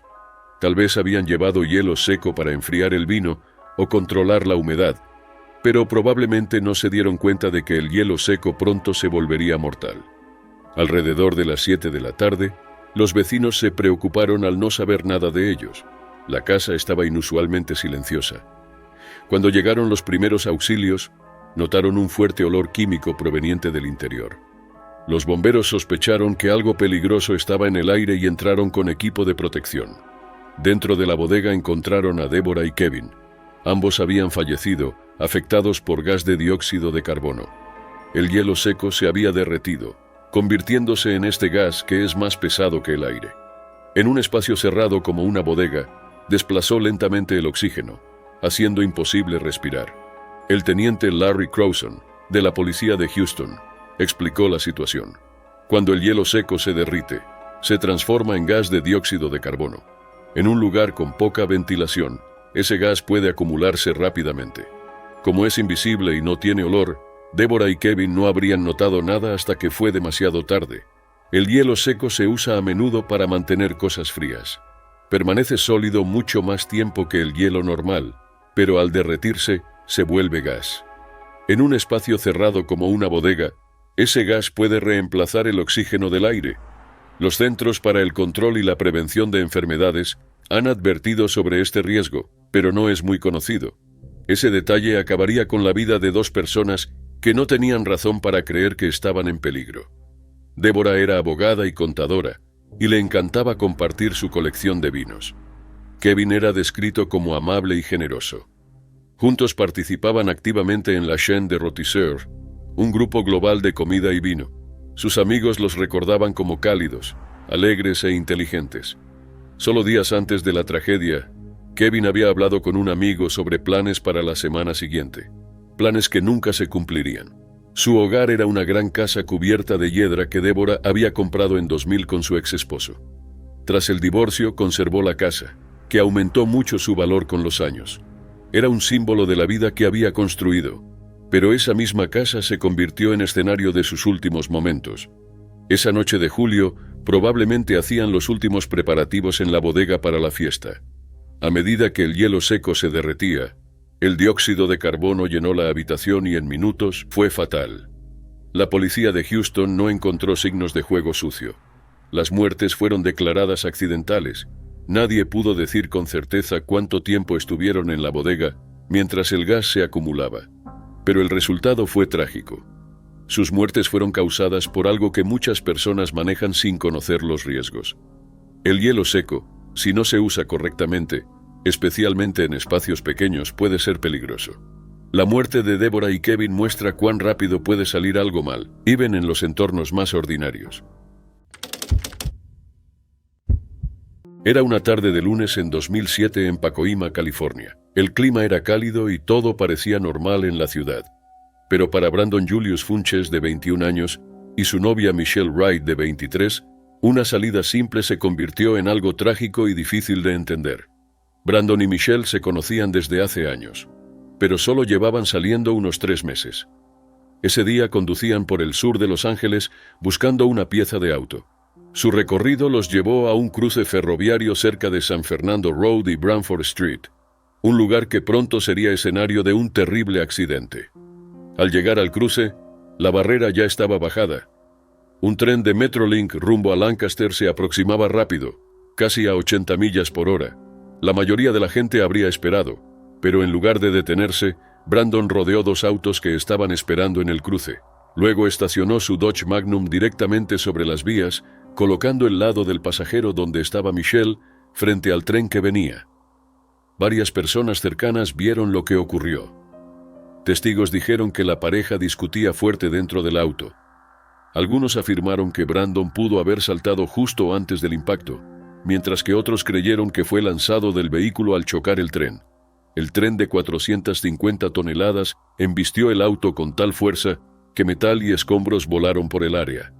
Algunos de esos restos golpearon a Brandon, causándole heridas fatales. Michelle sobrevivió, pero resultó gravemente herida, con cortes y una conmoción cerebral. Equipos de emergencia acudieron de inmediato y usaron herramientas especiales para sacarla del accidente. Fue trasladada al Providence Holy Cross Medical Center en Mission Hills, en estado grave. La policía inició la investigación de inmediato. Por la posición del auto y lo que describieron los testigos, sospecharon que Brandon había estacionado el vehículo sobre las vías a propósito. Algunos incluso creyeron que quería hacer daño tanto a él como a Michelle. Desde su cama en el hospital, Michelle dijo a los oficiales que creía que Brandon lo había hecho a propósito, insistiendo en que intentaba matarlos a ambos. Describió el miedo que sintió al ver el tren acercarse. Sin embargo, más tarde, Michelle dio otra versión, diciendo que Brandon solo había intentado ganarle al tren y no quería lastimar a nadie. Este cambio en su relato confundió a los investigadores. Michelle no podía recordar si Brandon dijo algo antes del choque o si intentó salir. Su lesión en la cabeza pudo haber afectado su memoria. La familia de Brandon tampoco creyó que él quisiera hacer daño a alguien. Su tío, Michael Ashford, dijo a los medios que estaba mal llamar al hecho un acto planeado. Él pensaba que fue simplemente una mala decisión en un momento de tensión. Aún así, la policía se mantuvo en su teoría. Creyeron que Brandon se detuvo a propósito sobre las vías. La discusión, la posición del auto y los testimonios de los testigos los llevaron a esa conclusión. Nadie en el tren resultó herido. El tren permaneció en las vías y los 125 pasajeros estaban a salvo. Pero el choque causó grandes daños. Pedazos del auto fueron lanzados a más de una cuadra de distancia. Un camión cercano quedó inutilizado tras recibir escombros en su motor. Al final, Brandon fue la única persona que perdió la vida. Michelle se recuperaría, pero probablemente cargaría con el trauma. La familia de Brandon tuvo dificultades para aceptar la pérdida, sin saber qué llevó realmente a ese momento. Quizá nunca sepamos con certeza cuáles fueron las intenciones de Brandon, pero esa decisión, tomada en un instante de emoción, lo cambió todo. Era el 26 de agosto de 2012 en Kalispell, Montana. Randy Lee Tenley, de 44 años, conocido por su amor al aire libre, había vivido en esta tranquila zona casi toda su vida. Sus amigos lo llamaban Tater. Le gustaban la caza, el campamento, la pesca y la navegación. Era querido y tenía muchos amigos cercanos.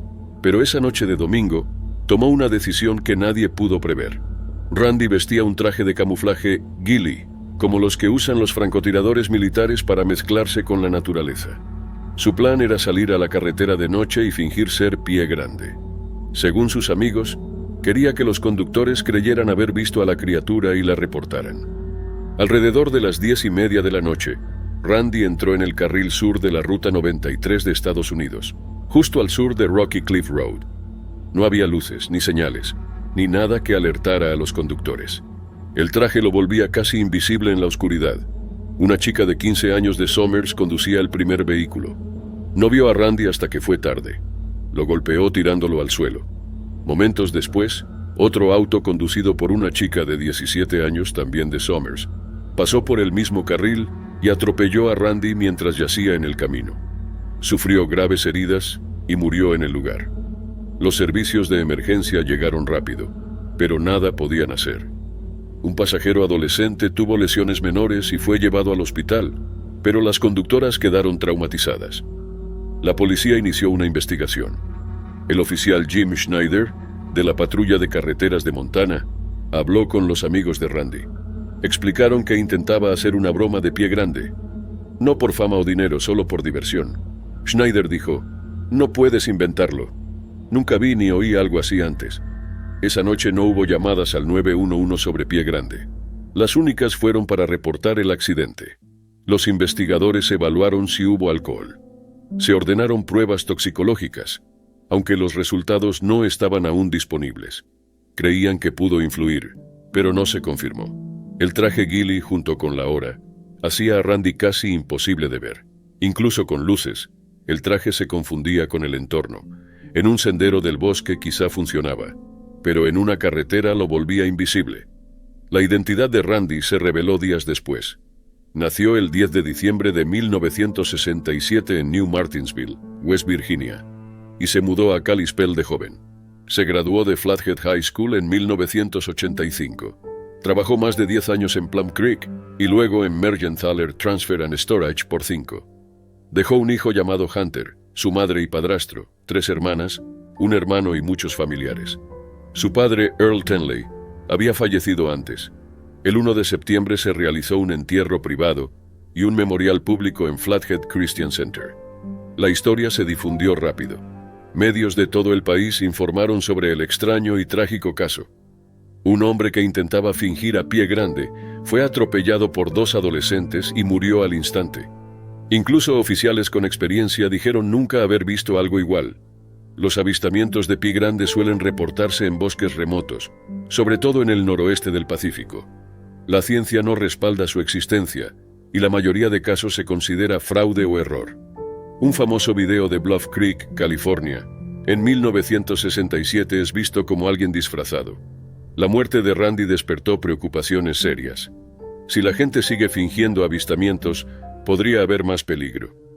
Algunos en la comunidad de Pie Grande debatieron si estaría bien dañar a la criatura para probar que existe. Otros se opusieron, pero lo urgente era claro. ¿Y si la figura que alguien ve no es Pie Grande, sino una persona? Esa noche lo fue. No hay registros de que Randy lo hubiera hecho antes. Algunos pensaron que sí, pero nada se confirmó. Sería la última vez. Las conductoras adolescentes no fueron acusadas. No tuvieron chance de evitar el choque, y los oficiales dijeron que no tenían culpa. Randy quería que la gente creyera en algo extraño, pero nadie vio a Pie Grande esa noche. En cambio, 2 jóvenes presenciaron algo que nunca olvidarán, y un hombre perdió la vida en el proceso. Era el 6 de julio de 2025 en el condado de Indian River, Florida. Eran alrededor de las 4:30 de la tarde, y el calor del verano era intenso. El tráfico en la Interestatal 95 era pesado, ya que muchas personas viajaban por el fin de semana del 4 de julio. Por los carriles de sur a norte manejaba Frank Hay Quinn, de 87 años, un hombre de Vermont que estaba de viaje por carretera cruzando el país. Frank no era conocido por tomar riesgos. Mientras conducía, Frank vio una tortuga cruzando lentamente la carretera. La mayoría de la gente la habría ignorado, pensando que llegaría al otro lado a salvo. Pero no Frank. Él se preocupaba profundamente por los seres vivos y no podía soportar que la tortuga se lastimara. Sin dudarlo, se detuvo en el arcén derecho de la carretera. A pesar del tráfico rápido, autos a más de 70 millas por hora, Frank salió de su vehículo. Buscó un momento seguro y comenzó a cruzar la carretera a pie para ayudar a la tortuga. Fue una decisión desinteresada, pero que pronto se volvería trágica. Al mismo tiempo, una mujer manejando un Mazda CX-9 del año 2020 se aproximaba por el carril central. Vio a Frank y redujo la velocidad para evitar atropellarlo, pero detrás de ella, una camioneta Dodge 3500 del año 2020, conducida por un hombre de 53 años de Port St. Lucie, no logró frenar a tiempo. La camioneta embistió la parte trasera del Mazda a gran velocidad. La fuerza del choque empujó el Mazda fuera de la carretera y contra una cerca cercana. La mujer que manejaba el Mazda quedó asustada, pero no resultó herida. Lamentablemente eso no fue el final. La camioneta continuó tras el impacto y golpeó a Frank. El golpe fue tan fuerte que lo lanzó al otro lado de la carretera, cayendo sobre el arcén izquierdo. En solo segundos, un hombre amable que intentaba ayudar a un animal perdió la vida en una trágica cadena de eventos. Los equipos de emergencia llegaron rápido, pero Frank fue declarado muerto en el lugar. Sus seres queridos que estaban cerca quedaron devastados. Tuvieron que presenciar la pérdida de alguien que solo había tratado de hacer lo correcto. Nadie más involucrado en el choque resultó herido. La mujer del Mazda salió ilesa. El hombre que manejaba la camioneta también salió sin daño. Pero a pesar de que todos los demás estaban a salvo, el resultado no pudo deshacerse. Las autoridades cerraron los carriles de sur a norte de la Interestatal 95 por varias horas. Los conductores quedaron atrapados en la carretera, esperando que se reabriera.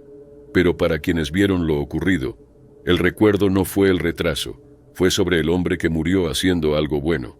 En cuanto a la tortuga que inició todo, nadie sabe qué pasó con ella. Puede que haya llegado a salvo, o puede que no. Esa parte de la historia sigue siendo desconocida. La muerte de Frank Quinn surgió de un momento de genuino cuidado. No dudó en actuar al ver a un ser indefenso, y aunque terminó en tragedia, mostró hasta dónde puede llegar alguien para proteger una vida, incluso una tan pequeña como la de una tortuga. Hace pensar, una pequeña decisión puede cambiarlo todo. Frank tomó un riesgo por algo en lo que creía, y para bien o para mal, esa decisión dejó una huella en todos los que lo presenciaron. Era a comienzos de 2014 en Santa Rosa, Argentina. Sonia Pérez Jansson, una atleta amateur de 39 años y madre, era conocida en su comunidad por su dedicación al deporte. Corría maratones, entrenaba boxeo y criaba a su hijo Kevin Berazategui de 20 años. Pero a pesar de su estilo de vida saludable, quienes la conocían notaban algo más. Sonia se había obsesionado con cambiar su apariencia. Una amiga que prefirió no ser nombrada dijo que estaba obsesionada con su imagen. Esa preocupación ya le había traído consecuencias. El año anterior, sufrió quemaduras de 3er grado por exponerse demasiado al sol. Pero esa lesión no la detuvo. A comienzos de 2014 fue más allá. y esta vez le costaría la vida. Sin ayuda médica ni conocimientos adecuados, Sonia comenzó a inyectarse vaselina en los pechos. La vaselina, usada comúnmente para tratar la piel seca, no está pensada para uso interno. Es especialmente peligrosa si entra en el torrente sanguíneo. Pero Sonia continuó el proceso en silencio, probablemente durante varias semanas, sin contarle a nadie ni acudir a una clínica. Con el tiempo su salud comenzó a deteriorarse. Tenía dificultad para respirar y fue llevada al Hospital Lucio Molas en Santa Rosa, ubicado a unas 350 millas al suroeste de Buenos Aires. Los médicos encontraron lesiones en su pecho, pero no sabían qué las causaba. Su estado era grave y sus signos vitales eran inestables. Al principio Sonia negó haber hecho algo fuera de lo común, pero a medida que su condición empeoraba, confesó la verdad. Se había inyectado vaselina. El equipo médico quedó impactado. El doctor Julio Plá, jefe de cirugía del hospital, dijo más tarde que nunca había visto algo así en su carrera. Para cuando Sonia confesó lo que había hecho, el daño ya era demasiado grave. Cuando la vaselina entra al torrente sanguíneo, el cuerpo no sabe cómo reaccionar. Puede causar bloqueos e inflamación. En el caso de Sonia, provocó un coágulo que llegó a sus pulmones. Esta condición, llamada embolia pulmonar, bloquea el flujo sanguíneo y puede ser mortal. Los médicos intentaron estabilizarla. Permaneció un mes internada, pero no pudieron eliminar el coágulo. Sonia murió el 6 de marzo de 2014 por los efectos de las inyecciones. La noticia de su muerte se propagó rápidamente, tanto a nivel local como nacional. Mucha gente quedó en shock. ¿Cómo podía morir una mujer fuerte y disciplinada por algo tan inesperado? El caso abrió preguntas difíciles sobre los estándares de belleza, la presión por cambiar y por qué alguien sentiría la necesidad de dar un paso tan peligroso. Un artículo señaló que la presión sobre las mujeres para verse perfectas era mayor que nunca. Los médicos usaron el caso como advertencia. El doctor Plá dijo a los medios que aunque el cuerpo humano puede combatir bacterias y virus, no tiene defensas contra productos derivados del petróleo. Otros profesionales, como el dermatólogo holístico Dr. Alan Datner, explicaron que la vaselina varía en pureza y nunca es segura para inyectar. Cuando llega a los pulmones, puede causar una condición grave llamada neumonía lipoidea. Aunque la mayoría de las personas usa vaselina de forma segura, algunas han intentado utilizarla, junto a otras sustancias similares, para cambiar su aspecto. Existen reportes de personas que se la inyectaron en el cuerpo, con consecuencias a largo plazo. Pero la historia de Sonia destacó por cómo terminó, y por quién era. No era una celebridad, era una madre y una atleta respetada. Su hijo Kevin se estaba formando como policía. 2 días después de su muerte, publicó un mensaje en redes. Hace 2 días que no estás en este mundo. Te voy a amar por siempre. Los 20 años que estuve a tu lado fueron hermosos. Voy a vivir mi vida como una muestra de tu lucha, de mi madre con corazón de leona. Nadie sabe con certeza cuándo Sonia comenzó las inyecciones ni si se lo contó a alguien. Lo que sí se sabe es que tomó una decisión creyendo que le haría bien, pero resultó letal. Su caso sigue siendo una de las pocas muertes registradas por inyección de vaselina. Y aún hoy resuenan las palabras del Dr. Plá. Nunca vi un caso así. Sonia Pérez Jansson tenía 39 años. Era el 23 de agosto de 2017 en Thornaby, un pequeño pueblo del noreste de Inglaterra. Jordan Easton acababa de cumplir 22 años 5 días antes. Era conocido como un joven animado, divertido y alegre que trabajaba como carpintero. Ese día salió con amigos. No hubo problemas ni discusiones, solo una tarde normal entre gente que lo conocía bien. Según la policía, Jordan había enfrentado dificultades en el pasado, pero últimamente estaba mejor. Sus amigos decían que podía alegrar cualquier lugar. Más tarde el grupo regresó a la casa de un amigo. Era una noche tranquila. Entre ellos había una madre y una niña. Nada parecía fuera de lo común. Entonces ocurrió algo inesperado. Jordan les dijo que llevaba una chaqueta a prueba de cuchillos, algo que según él podía detener una hoja. Al principio nadie lo tomó en serio, pero de repente, en lo que los investigadores luego describieron como un acto imprudente, Jordan tomó un cuchillo de cocina y se lo clavó en el pecho. Creía que la hoja no lo atravesaría, pero lo hizo. Todos a su alrededor comprendieron de inmediato la gravedad. Llamaron a los servicios de emergencia y Jordan fue llevado al hospital universitario de North Tees. A pesar de los esfuerzos por salvarlo, murió a causa de una sola herida en el pecho. La policía de Cleveland abrió una investigación dirigida por el detective superintendente Ted Butcher. Necesitaban confirmar lo ocurrido. Todos los testimonios coincidían. Los análisis toxicológicos no mostraron nada fuera de lo común en Jordan, y la autopsia confirmó que la herida era consistente con lo que contaron sus amigos. No había señales de que Jordan actuara por desesperanza. Tampoco había indicios de participación de otra persona. Las autoridades concluyeron que fue un acto espontáneo basado en una confianza equivocada. El detective Butcher explicó que Jordan no había mostrado deseos de lastimarse. Dijo que se había estabilizado tras sus problemas anteriores y no actuaba por angustia. El caso se cerró sin hallazgos criminales. En la investigación judicial, la subforense Karen Welsh revisó las pruebas. Confirmó que Jordan actuó creyendo que su chaqueta lo protegía. La describió como la necedad de la juventud. Su fallo oficial: muerte por accidente, término legal que indica que alguien murió al asumir un riesgo sin intención de dañarse. La madre de Jordan, Alison Price, habló durante la audiencia. Dijo que no parecía algo que su hijo hiciera, especialmente frente a una madre y una niña. Tendría más sentido si solo estuviera presumiendo con los chicos, dijo. Pero en ese contexto no es propio de él. Aún no lo entiendo. Todo lo que encontraron los investigadores respaldó su sensación. No hubo motivo, ni señales de alerta. Solo un error trágico basado en la falsa creencia de estar protegido. La forense expresó sus condolencias a la familia de Jordan. Reconoció lo doloroso que debía ser perder a alguien de forma tan súbita e innecesaria. Tras conocerse la noticia, muchos amigos compartieron homenajes en línea. La gente recordaba a Jordan como alguien que los hacía reír, lleno de energía y siempre con buena onda. Eso hace que la historia sea aún más difícil de aceptar. No estaba enojado ni en problemas, solo tomó una decisión terrible en un momento de falsa confianza. Queda una pregunta sin respuesta. ¿Qué tipo de chaqueta llevaba? Las autoridades nunca confirmaron el modelo. La ropa resistente a cuchillos existe, normalmente hecha con materiales como Kevlar y vendida a profesionales. Algunas empresas incluso ofrecen sudaderas o chaquetas protectoras, pero no hay pruebas de que la chaqueta de Jordan tuviera algo de eso. Puede haber malinterpretado o creído algo falso. Jordan Easton tenía 22 años. Tenía toda la vida por delante. Rodeado de amigos y sin señales de alerta, un momento lo terminó todo. Era el 7 de enero de 2015 en Stretford, Gran Manchester. Joshua Harrison Jones, de 16 años, había pasado el día de compras con su abuela. Volvió feliz y esperaba visitar universidades ese verano. Joshua cursaba su primer año de psicología deportiva en Salford City College. Era aplicado, trabajador y buscaba las mejores notas.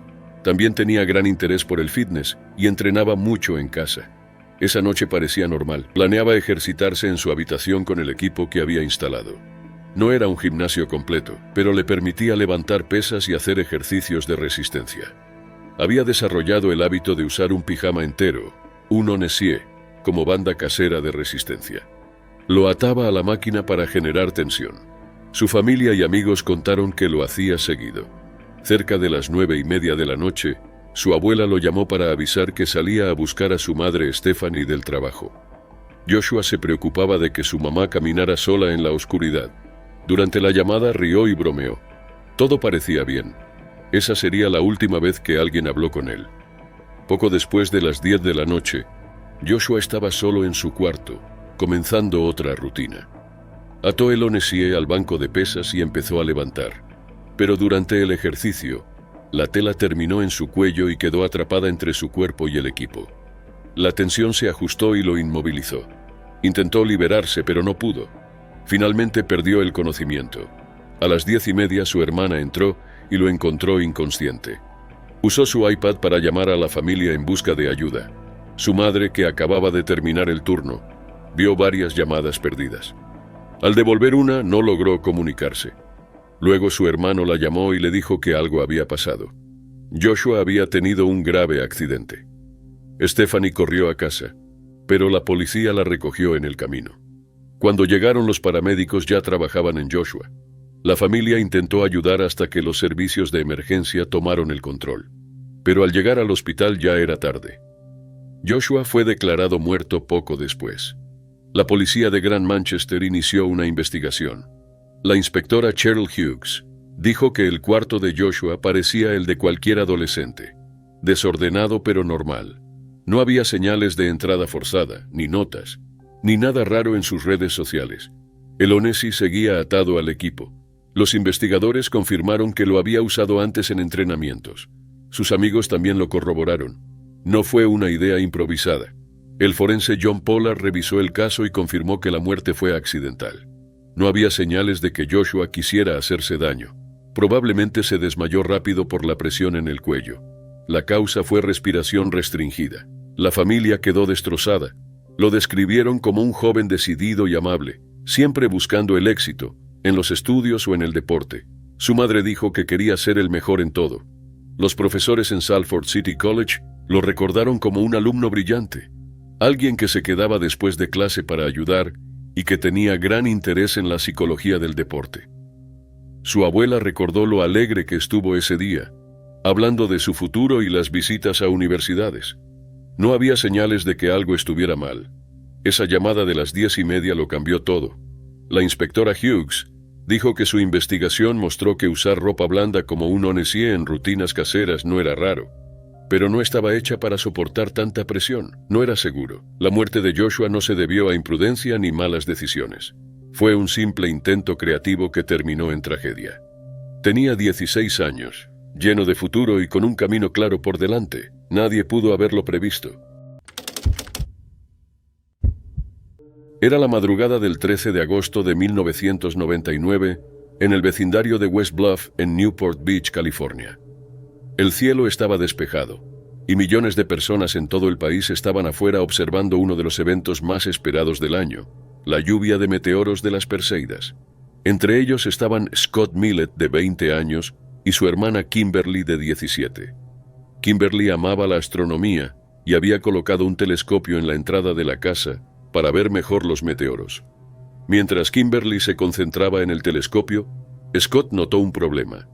Un farol en la calle frente a su casa brillaba demasiado, dificultando la visión de las estrellas. Queriendo ayudar a su hermana, decidió apagarlo. No le contó su plan a nadie. Pensó que podía manejarlo solo. Scott tenía algo de experiencia con electricidad. Había trabajado antes con cableado doméstico común, líneas de 110 voltios. E incluso había recibido alguna descarga sin consecuencias graves. Eso le daba confianza, pero lo que no sabía era que ese farol funcionaba con mucho más poder. Casi 4000 voltios, unas 40 veces lo que él conocía. Alrededor de la 1 de la mañana, Scott tomó 2 herramientas, un alicate y un cortacables, y cruzó la calle. En la base del farol había una placa metálica de inspección. Con sus herramientas la abrió y expuso el grueso cable interior. El cable era del tamaño de una manguera de jardín y alimentaba no solo esa lámpara, sino unas 80 luces de la zona. Scott empezó a cortar el aislamiento del cable, sin darse cuenta del peligro. En el instante en que su herramienta hizo contacto con el cable vivo, una descarga eléctrica recorrió todo su cuerpo. Kimberly, aún en la entrada con el telescopio, vio un destello repentino. Al mirar, descubrió a su hermano tirado junto al farol. Corrió hacia él, pero no respiraba. Los paramédicos llegaron de inmediato. Encontraron a Scott en paro cardíaco. Sus manos tenían quemaduras con la forma exacta de la herramienta que había usado. La electricidad había entrado por ella, atravesado su cuerpo y salido con la fuerza suficiente para causarle lesiones fatales. Scott fue trasladado al Hoag Memorial Hospital Presbyterian, pero los médicos no lograron reanimarlo. La descarga había causado demasiado daño. Poco después fue declarado muerto. Para la familia Millett, la noticia fue devastadora. Su padre, Robert, explicó más tarde que Scott siempre había sido curioso y le encantaba resolver problemas. Creía que su hijo pensó que estaba solucionando algo pequeño para su hermana, sin darse cuenta del voltaje real. Robert dijo, él solo estaba intentando resolver un problema, no se dio cuenta de la potencia. Pensó que iba a desconectar el cable. Simplemente se equivocó. Scott se había graduado de Newport Harbor High School en 1996 y aún estaba buscando su camino. Trabajaba en empleos ocasionales, disfrutaba de la informática y tenía talento natural para la electrónica. También era atlético, le gustaba el ciclismo de montaña y pasaba mucho tiempo navegando con su familia. Kimberly, apasionada por el espacio, solo quería disfrutar de la lluvia de meteoros aquella noche. Scott solo quería mejorar su experiencia. Terminó siendo la única testigo de los últimos momentos de su hermano. La policía confirmó luego los detalles. Scott había cortado un cable vivo y cerrado el circuito, lo que hizo que la electricidad lo atravesara directamente. Los oficiales explicaron que la corriente era lo suficientemente fuerte como para ser mortal. La familia mantuvo privados los planes funerarios, aunque Robert mencionó la posibilidad de un entierro en el mar, en honor a la conexión familiar con la navegación y el océano. Sus amigos consideraron crear una página web en su memoria, describiéndolo como alguien que siempre trataba de ayudar a los demás. Lo que ocurrió esa noche fue el resultado de una decisión simple con consecuencias fatales. Scott pensó que lidiaba con un solo farol, pero en realidad era un sistema de alto voltaje que alimentaba gran parte del vecindario. Tenía solo 20 años. Era el 5 de febrero de 2017 en Natalie, Pensilvania. Judith Permar, una madre y abuela de 56 años de Mount Carmel, salió temprano esa mañana. Natalie es un pequeño poblado ubicado a unas 60 millas al noreste de Harrisburg. A esa hora las calles estaban tranquilas. Judith conducía su Hummer negra por la Ruta 54 y se detuvo junto a un gran contenedor metálico de donación de ropa. El clima estaba helado. Dejó el vehículo encendido. Bajó con un banquito y lo llevó con ella. Judith era baja, por eso lo usaba para alcanzar la parte superior del contenedor. Pero no estaba allí para donar, sino para sacar cosas. En noviembre, la policía había recibido un aviso sobre alguien en una Hummer negra, retirando bolsas de ese mismo contenedor. En ese momento no sabían quién era. Ahora quedaba claro que se trataba de Judith. Esa mañana lo hacía de nuevo. Subió al banquito y metió el brazo en la compuerta. La compuerta tenía un panel metálico oscilante para impedir que la gente llegara demasiado adentro. Pero el banquito cedió. Ella cayó y su brazo izquierdo quedó atrapado en el mecanismo. Quedó suspendida en el aire, incapaz de moverse. Era alrededor de las 2 de la madrugada. No había nadie cerca. La temperatura estaba bajo cero. Judith permaneció atrapada durante horas. Su brazo se lesionó gravemente con la caída y el metal. Su auto seguía encendido con las luces hacia la ruta. A las 8:30 de la mañana, más de 6 horas después, alguien la vio. Judith ya había muerto. La escena era dolorosa. Su cuerpo colgaba de la compuerta. El banquito roto estaba cerca. Había bolsas de ropa y zapatos esparcidos en el suelo. Su brazo seguía atascado en el contenedor. Según el forense del condado de Northumberland, James Kelly, Judith murió por las heridas y por la exposición prolongada al frío. Fue declarado un accidente. Su brazo y muñeca estaban fracturados y no pudo liberarse. El jefe de policía de Mount Carmel, Brian Hollenbush, respondió al llamado. Dijo que estaba claro que no había ido a donar. Las bolsas en el suelo habían salido del contenedor. Confirmó que Judith intentaba sacar cosas cuando el banquito se rompió y quedó atrapada. Su Hummer negra seguía estacionada a pocos metros. No era la primera alerta. El aviso de noviembre sobre una mujer en una Hummer negra no había dado frutos, pero ahora alguien había perdido la vida. Judith era conocida en su comunidad. Le gustaban la jardinería, cocinar, hornear y cuidar a sus gatos. Tenía esposo, 3 hijos varones, una hija y 4 nietos. Su hija, Angela Minnick, compartió en redes que la pérdida fue repentina y dolorosa. Describió a Judith como divertida y muy querida. Aún así quedaron preguntas. ¿Por qué estaba sola tan temprano en el frío? ¿Por qué arriesgarse así por ropa donada? La policía cree que no era su primera vez, basándose en la denuncia previa. Los objetos esparcidos mostraban que ya había empezado a sacarlos cuando ocurrió el accidente. No hubo señales de otras personas. No había rastros de violencia.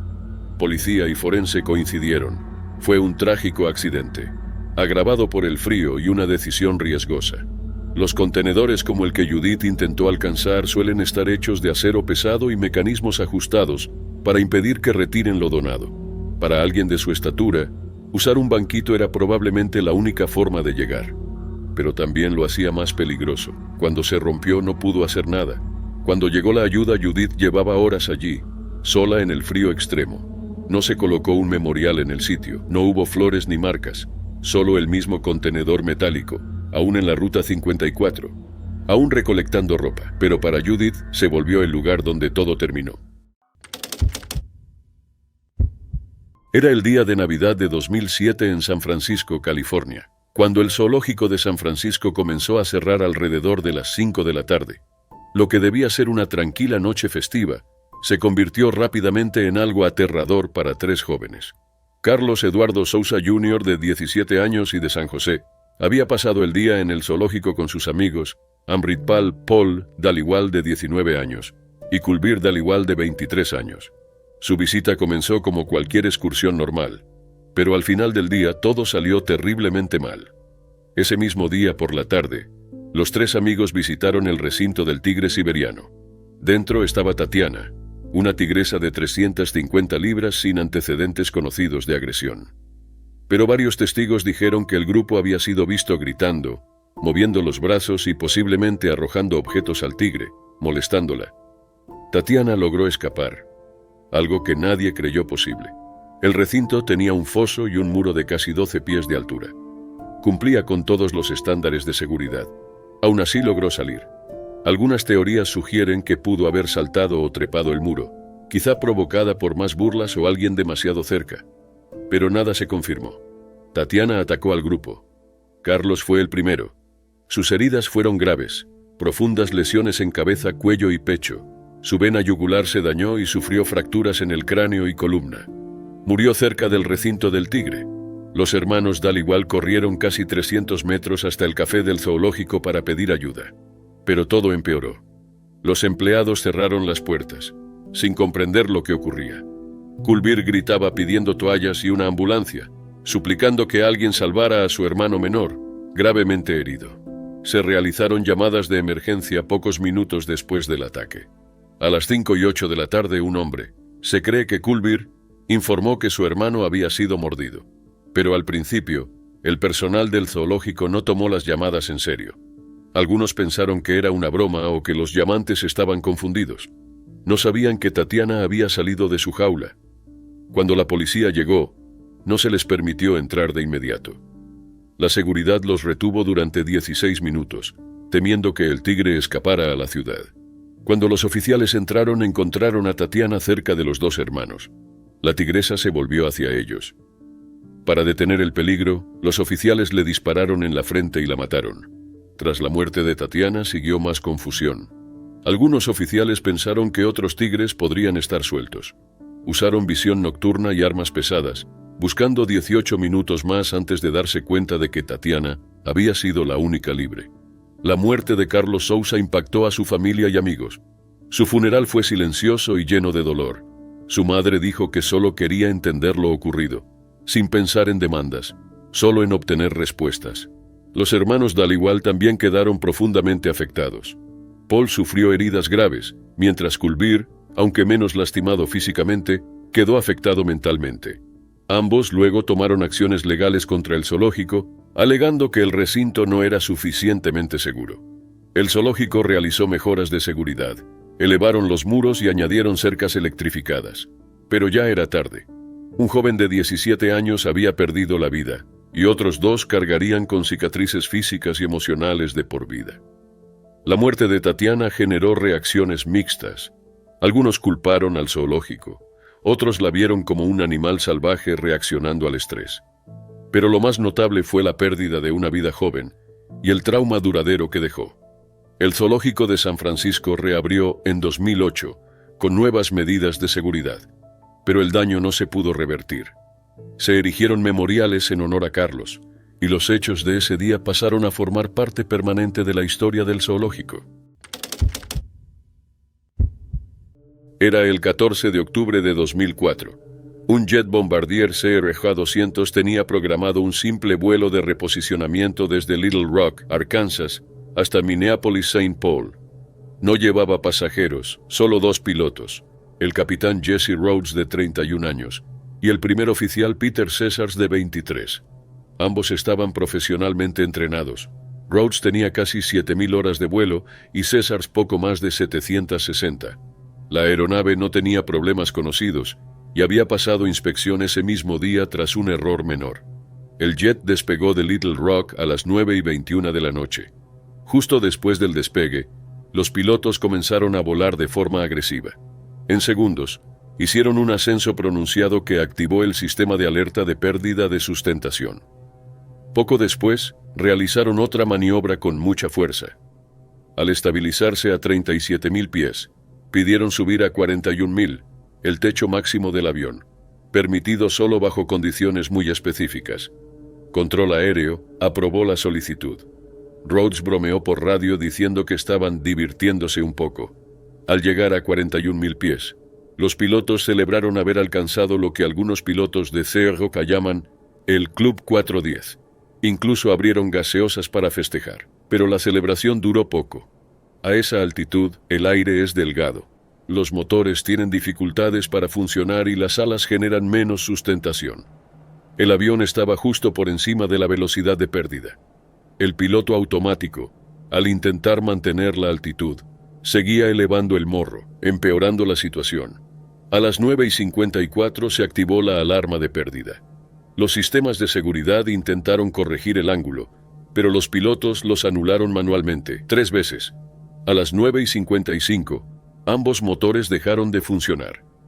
Uno de los pilotos fue escuchado en la grabadora diciendo: "No tenemos motores". Aún así, no informaron a Control Aéreo de inmediato. A esa altitud, aún tenían cerca de 100 millas de alcance planeando y aeropuertos cercanos a los que podían haber llegado. En cambio, intentaron reiniciar los motores con el método de molino de viento, lanzando el avión en picada para hacer girar las turbinas. Pero solo alcanzaron 236 millas por hora, demasiado poco para que funcionara.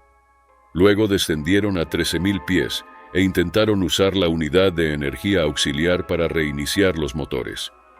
Los 4 intentos fallaron. Los núcleos de los motores no giraban. Finalmente, a las 10:03, 8 minutos después de la falla, avisaron a Control Aéreo que habían perdido un motor, no ambos. Ya estaban por debajo de los 10.000 pies. A las 10:09, pidieron desviar el vuelo hacia el aeropuerto Jefferson City Memorial en Missouri. Era uno de los 2 aeropuertos aún dentro del alcance de planeo. A las 10:14 vieron la pista, pero estaban demasiado lejos. «No vamos a llegar», dijo Rhodes. «Vamos a chocar contra casas». Caesars sugirió no bajar el tren de aterrizaje para evitar impactar edificios. Segundos después, el avión se estrelló en una zona residencial, justo antes del aeropuerto. Se volcó y se incendió. Ambos pilotos murieron al instante. Milagrosamente, nadie en tierra resultó herido. La Junta Nacional de Seguridad en el Transporte abrió una investigación completa. El avión no tenía fallas técnicas antes del despegue. El motor derecho había alcanzado 2.200 grados Fahrenheit, muy por encima del límite seguro. Las palas de la turbina se derritieron y fusionaron, haciendo imposible un reinicio.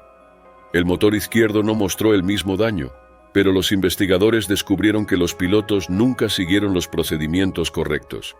Algunos expertos sospecharon de un fenómeno llamado bloqueo del núcleo, donde las partes del motor se enfrían de forma desigual y se traban, pero no se hallaron pruebas.